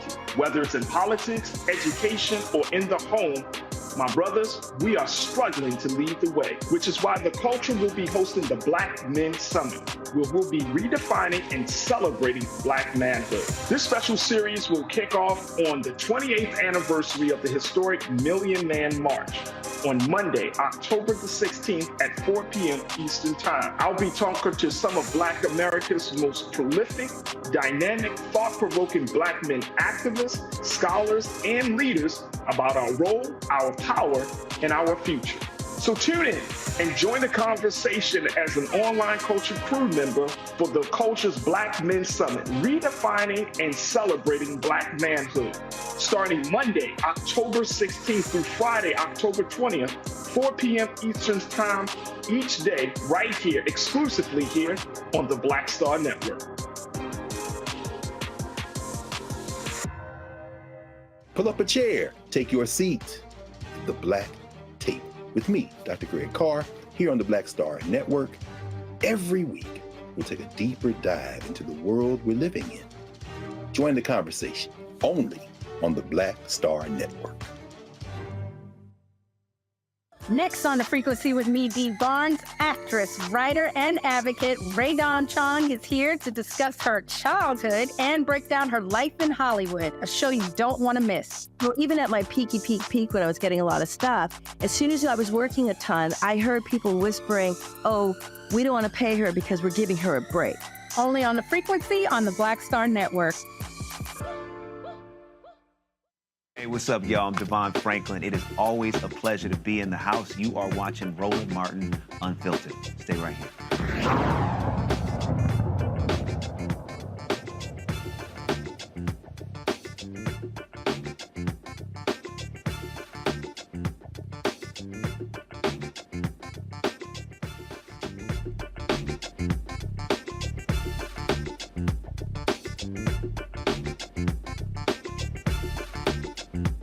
Folks, yesterday, Alpha Return Incorporated, my friend Mustafa's as well, sent this out on social media. Jalen Burns, 21-year-old kid, turned 22 next month, out of Chicago area, shot and killed at an apartment in Jackson, Mississippi. It took place over homecoming weekend, according to Channel 7 out of Chicago.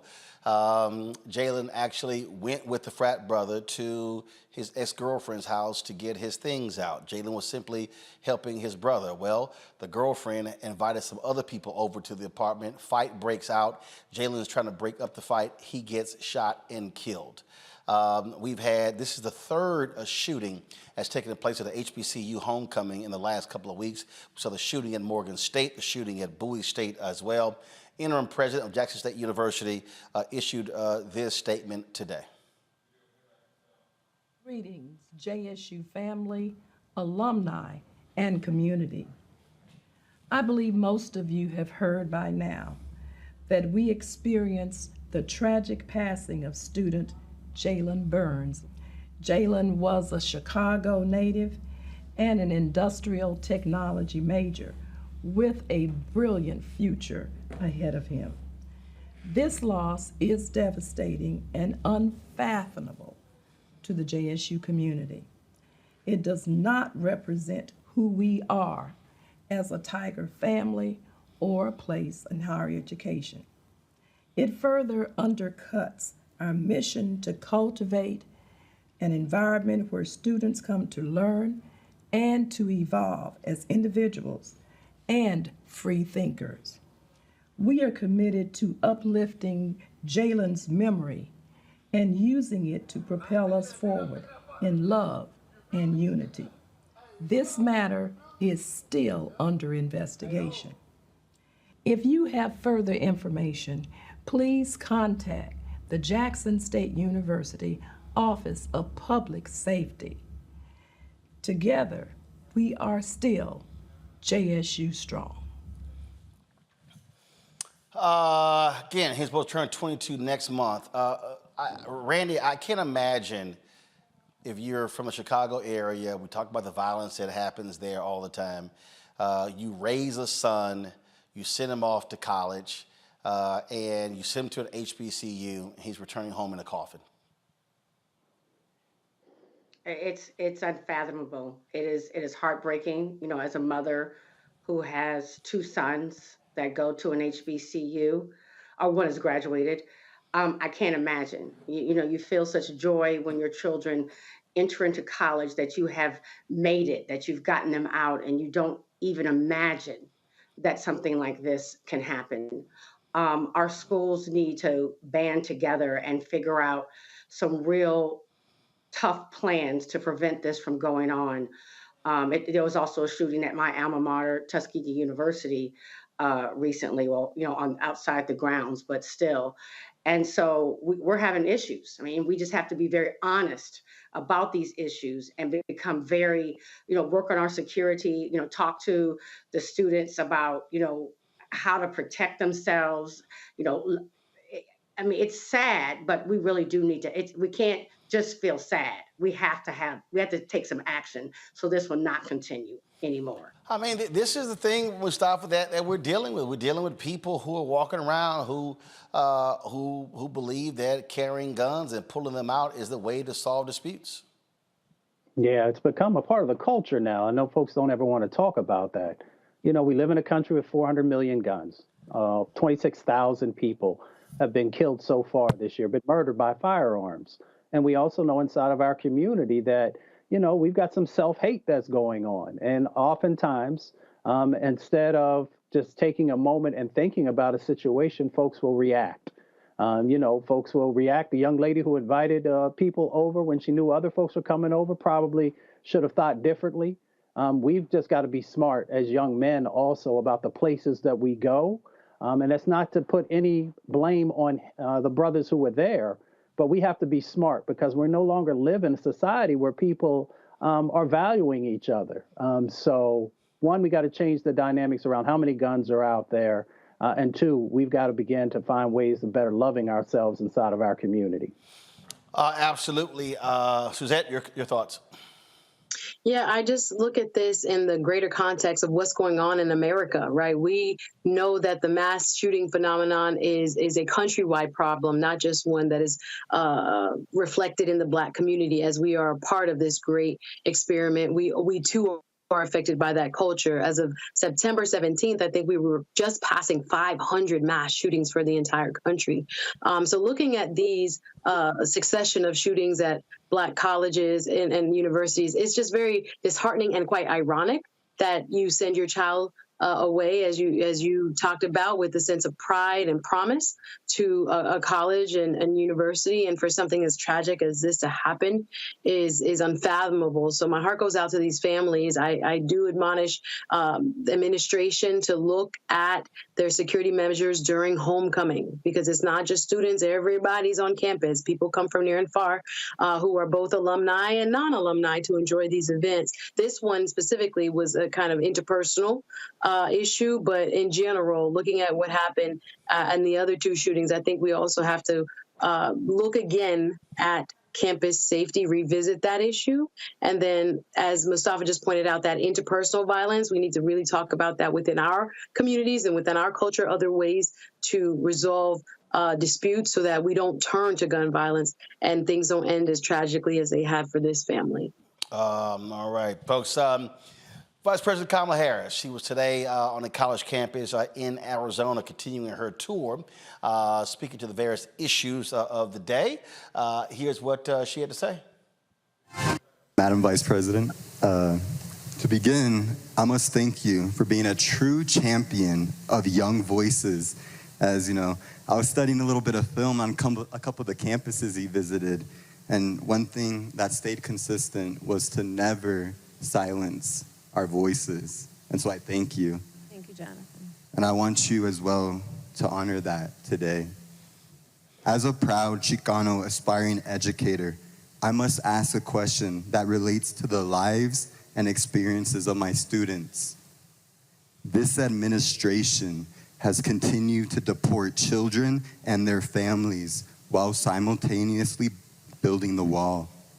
Children continue to die at the wall because of this country's inhumane policies, much like the policies, crimes and funded against those in Palestine.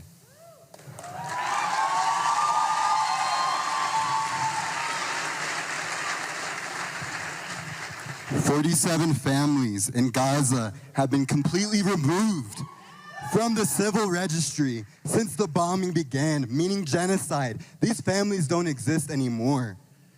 A UN school was bombed last week by Israel, killing 30 students and 11 UN staff.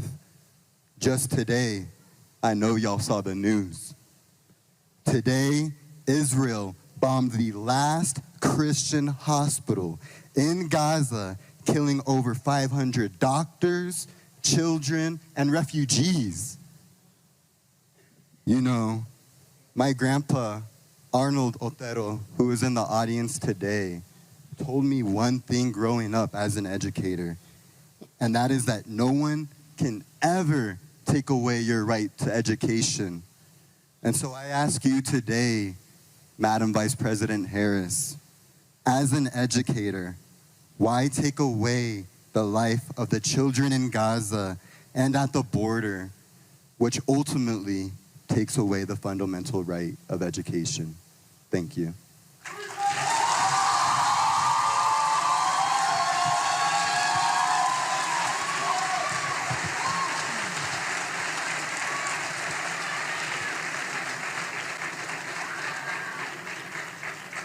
So you brought up a lot of issues, and there's a lot to unpack. Let us start with this. I absolutely understand, and it is my lived experience with the first subject that you raised, to know that this is a nation that was founded by immigrants. I am the child of a mother who came to the United States by herself when she was 19 years old, and I sit here as Vice President of the United States. I am acutely aware of the connection between immigrants and who we are as a country. And I feel very strongly about the importance of always recognizing America's history and current responsibility to acknowledge that. I will also say that it is important that we have a safe, orderly, and fair immigration system. When Joe Biden and I came into office, the first piece of legislation, I think it was the day after our inauguration, that we proposed was Pathway to Citizenship. And Republicans in Congress have purposely not picked it up because they have decided it is in their political best interest to create an issue in a way that they can then politicize and play games with the lives of people, many of whom are fleeing or have fled harm or just a basic inability to take care of themselves and their families. And part of our immigration system has always recognized the importance of being a place where people who have a legitimate fear of harm can receive and seek at the very least asylum. So that's how I feel on the issue of immigration. On the issue of what is happening in the Middle East, I believe that Israelis and Palestinians both deserve peace, deserve self-determination, and deserve safety. I am deeply, deeply affected, as I think we all are, by what we have seen in terms of the loss of life and the violence that has occurred when, first of all, a terrorist organization, Hamas, struck Israel in the way that it did. I think it is important to recognize also the distinction between a terrorist organization, Hamas, and the Palestinian people and civilians, and they should not be conflated. And we must have a response to that in a way that we understand as humans that this suffering that is happening is something we must take seriously. So I appreciate you raising the subject, and I appreciate your leadership. Folks, if you missed that, we live stream that right here on the Black Star Network. So go to our app or YouTube channel to check it all out. Don't forget, you can also watch our 24-hour, 7-day-a-week streaming channel for events like this on Plex TV. Be sure to check it out. You can also go to Amazon News. Simply go to Amazon Fire and then go to Amazon News. Tell Alexa, play news from the Black Star Network. You can also now watch us on Amazon Freevee as well as Amazon's Prime Video and their live TV, grid. All right, folks, we come back. Our marketplace segment, a black-owned detergent company. That's right. We'll talk to them next, right here on Roland Martin Unfiltered on the Black Star Network. Hatred on the streets, a horrific scene, a white nationalist rally that descended into deadly violence. White people are losing their damn minds. As an angry pro-Trump mob storms the U.S. Capitol, we've seen shooting. We're about to see the rise of what I call white minority resistance. We have seen white folks in this country who simply cannot tolerate black folks voting. I think what we're seeing is the inevitable result of violent denial. This is part of American history. Every time that people of color have made progress, whether real or symbolic, there has been what Carol Anderson at Emory University calls white rage as a backlash. This is the rise of the Proud Boys and the Boogaloo Boys. America, there's going to be more of this. Here's all the Proud Boys, guys. This country is getting increasingly racist in its behaviors and its attitudes because of the fear of white people. The fear that they're taking our jobs, they're taking our resources, they're taking our women. This is white fear.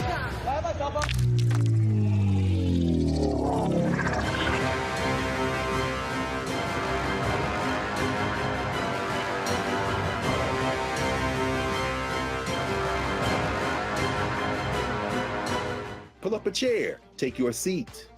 The Black Tape with me, Dr. Greg Carr, here on the Black Star Network.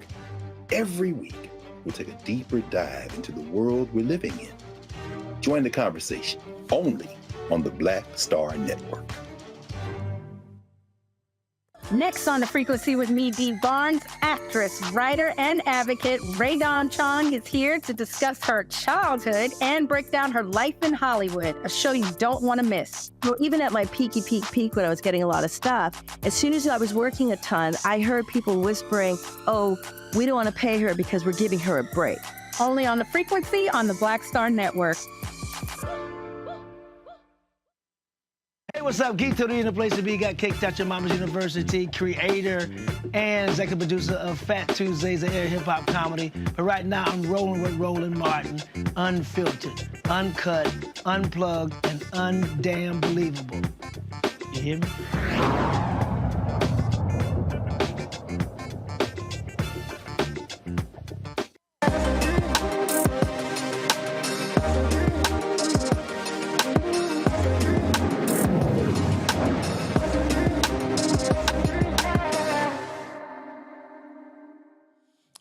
Folks, our marketplace segment, we're always talking about different products that African Americans own and control. Well, our next guest, guess what? They do black-owned detergent. That's right.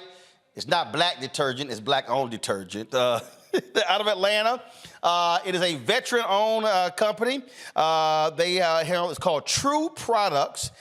Since 2012, they have been cleaning clothes, 18 various states, other countries as well. Joining us from College Park, Georgia, True Products CEO Malik Salim and CFO Rahim Abdul Shahid. Hey, folks, how you doing? First of all, do we have, because I was supposed to be 3 of y'all, but it's 2 of y'all. So who's with us again? Ali and Rahim. Got it. Okay, cool. Got it. Ali and Rahim, so the CFO and the marketing manager. All right. So how did this thing start? Where did the idea come from to have cleaning products? Well, as I like to start off with saying, Roland, we honor to be talking with you. Your service has been outstanding for our families in the community. This started with my blood brother. He is a research chemist, and he worked in the corporate world with Dow Chemical. And he always had a passion to do for self. we came under the teaching of Elijah Muhammad in 1967, 68. I came in and brought him in, and that really helped us to stay into the business world and manufacture. I haven't punched a clock since 1968. The formula came from the scientists. We call him the George Washington Carver of the 21st century. We put this product out in Atlanta. It first started with a container looked like this. And the content is the power, what's inside the bottle. We sold it in Atlanta, a tractor trailer load, over 6,000 pieces. We sold it as a guaranteed product, and we still sell it as a guaranteed product to our people and all people. You said it right. We're more on a mission, not so much just to make money. We're trying to make a difference in the Black community. We know we spend more money than anybody in the world, but we spend it with other people. Yep. We believe that this is the best time it ever been in the history for African American to be financially free. But we know we have a lot of leaders in the religious world and in politics and the academic. They don't spend time on academic. I sent 3 of my daughters to college. They still don't know how to save money, invest money. Okay. Well, here's what I'm looking here again. So we're gonna go to the tight shot here. So we got free and clear. This one here, free of fragrances and dyes. This is heavy duty right here. And then we have this one here, fabric softener.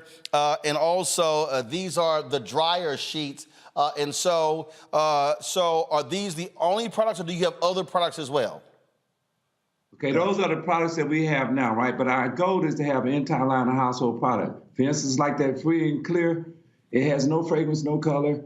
The one in the purple with the fragrance and color. Right here. And the softener. We came out with the fabric softener because we researched and found out that most fabric softener had chemicals in it that cause learning disabilities. So we came out with a fabric softener that does not. It's made from 97% cottonseed. And everything we make, you only need 1 ounce. That's the benefit, one of the great benefits in it, right? Because if you buy 101 ounces from us, you get 101 loads. Just this? Wait a minute. So you're saying okay? This little cup, this little right here, you can wash a whole load just with this one. This right here. 2 of those right there equal 1 ounce. That's all you need. Everything that you buy, you can use. Okay, wow. So see, on most detergent, you may buy 100 ounces, and you look on the back, you only get 64 or 48 loads. Okay. So our goal is that everything you buy, you should be able to use. And that's it with us. So that's a great benefit. It saves money, saves on the environment, because the more detergent you put in your machine, you put pressure on clean water. Got it. All right.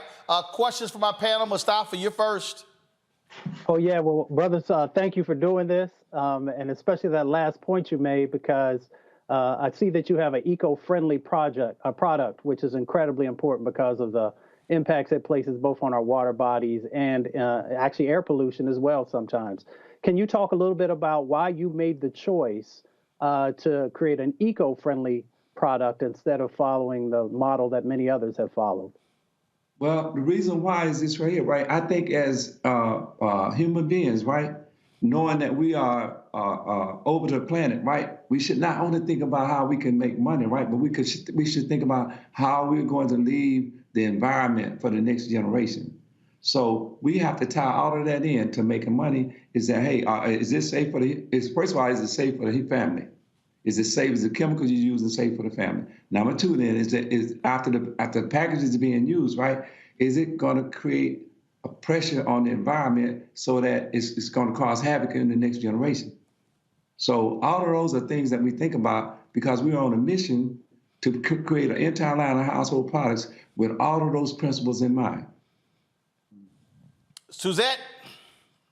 Yes, I'm here on Amazon, gentlemen, actually shopping, trying to see your distinctions between what is already on the market. I know that you have this environmental component, I want to know, especially for the free and clear, because that's something that is important to me because I'm allergic to dyes, et cetera. Is it a more highly concentrated formula? I'm looking at the price point differential from an all free and clear. The very large bottle that I bought yesterday was about $20. Can you talk about your comparative pricing and what you're getting for your buck, if it's a little bit more? So here's the deal. It's not more, right? It's less.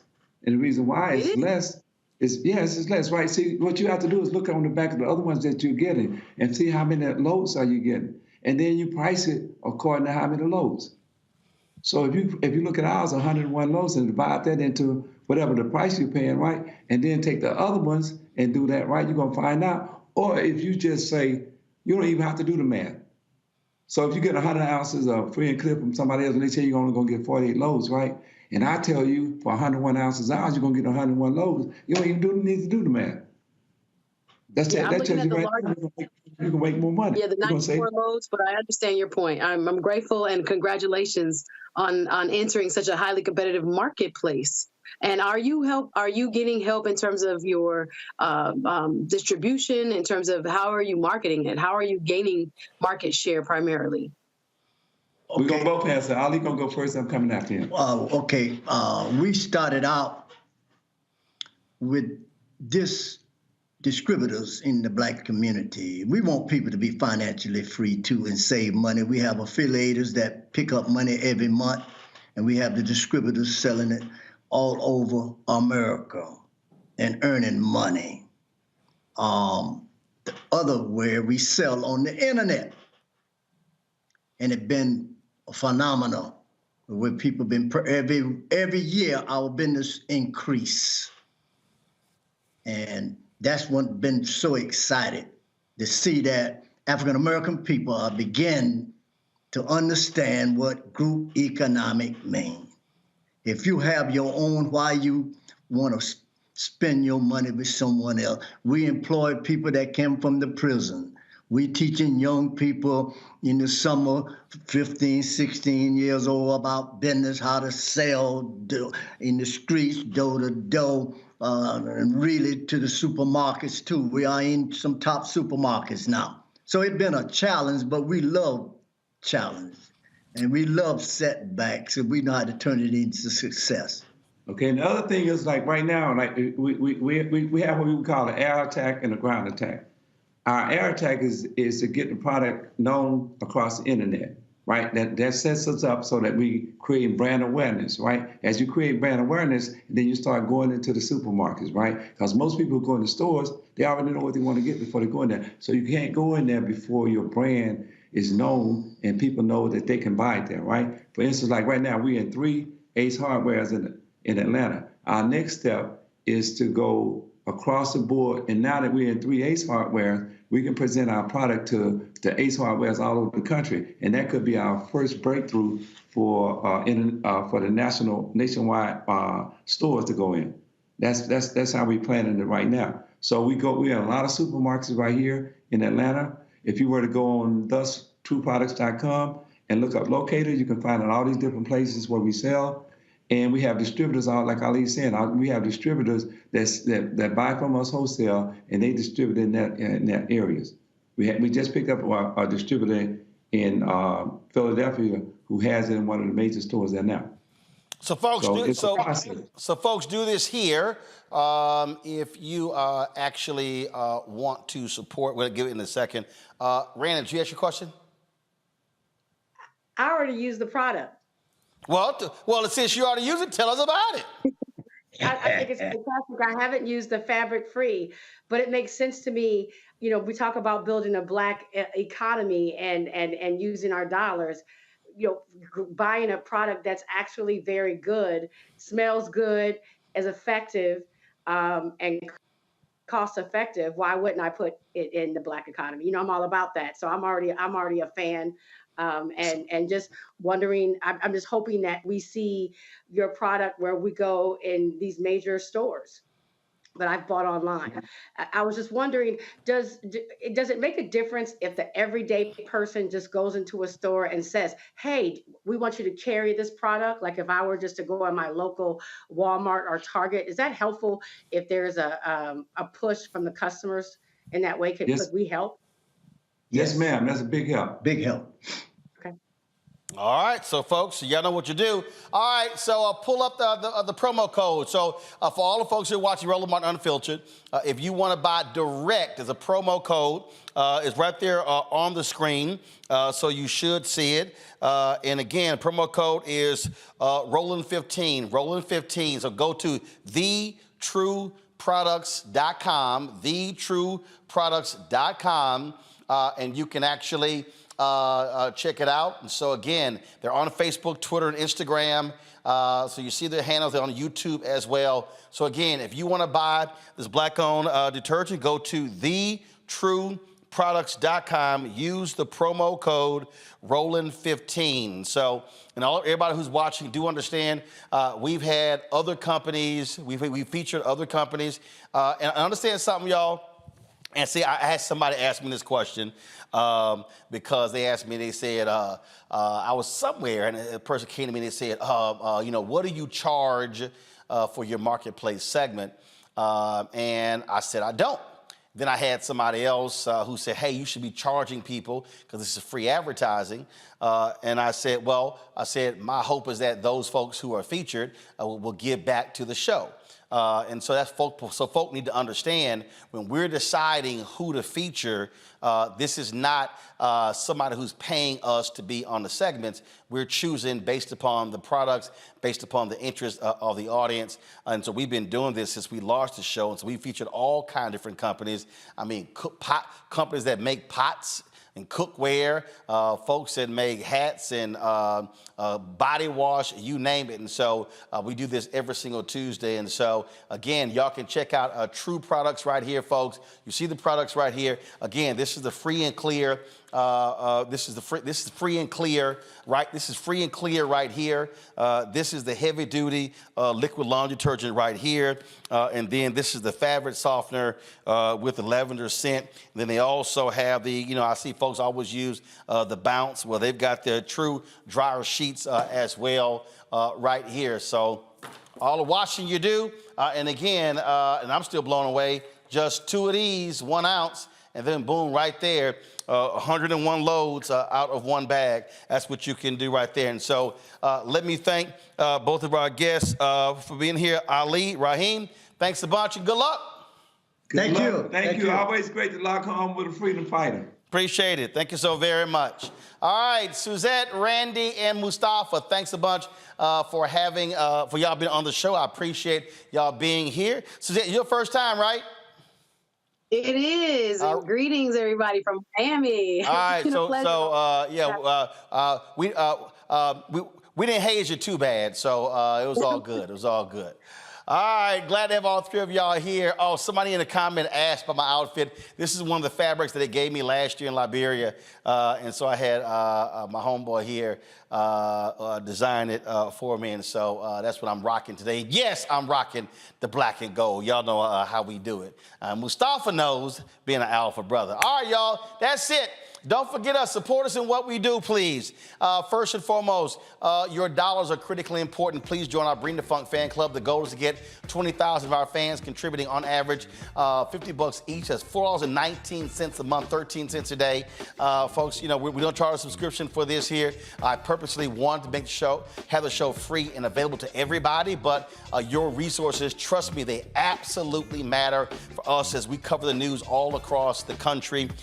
So do me a favor, so you're checking money order to P.O. Box 57196, Washington, D.C. 20037-0196. Cash App is $RM Unfiltered. PayPal R Martin Unfiltered.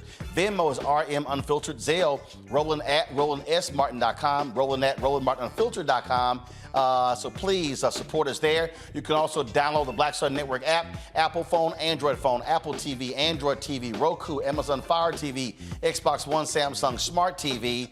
And of course, if you're on YouTube, hit the like button. We always want to try to hit at least 2,000 likes every single day. And we want you to also of course, support us on our 24-hour streaming channel. You can watch us on Plex TV. So go to Plex TV and check us out. You can also go to, check us out on Amazon News. Of course, when Amazon Fire, and go to Amazon News. You can also tell Alexa, play news from the Black Star Network. You can also watch us on Amazon Freevee, as well as if you're on Prime Video, click Live TV. You can check out our news channel right next to all the other channels that are on there as well. So be sure to check us out there as well. I'll see you tomorrow right here on Roland Martin Unfiltered on the Black Star Network. Holla! Folks, Black Star Network is here. Oh, no punches! I'm real revolutionary right now. Support this man, Black Media. He makes sure that our stories are told. Thank you for being the voice of Black America, Roland. Stay black. I love y'all. All momentum we have now, we have to keep this going. The video looks phenomenal. See, there's a difference between Black Star Network and Black-owned media and something like CNN. You can't be Black-owned media and be scared. It's time to be smart. Bring your eyeballs home. You dig?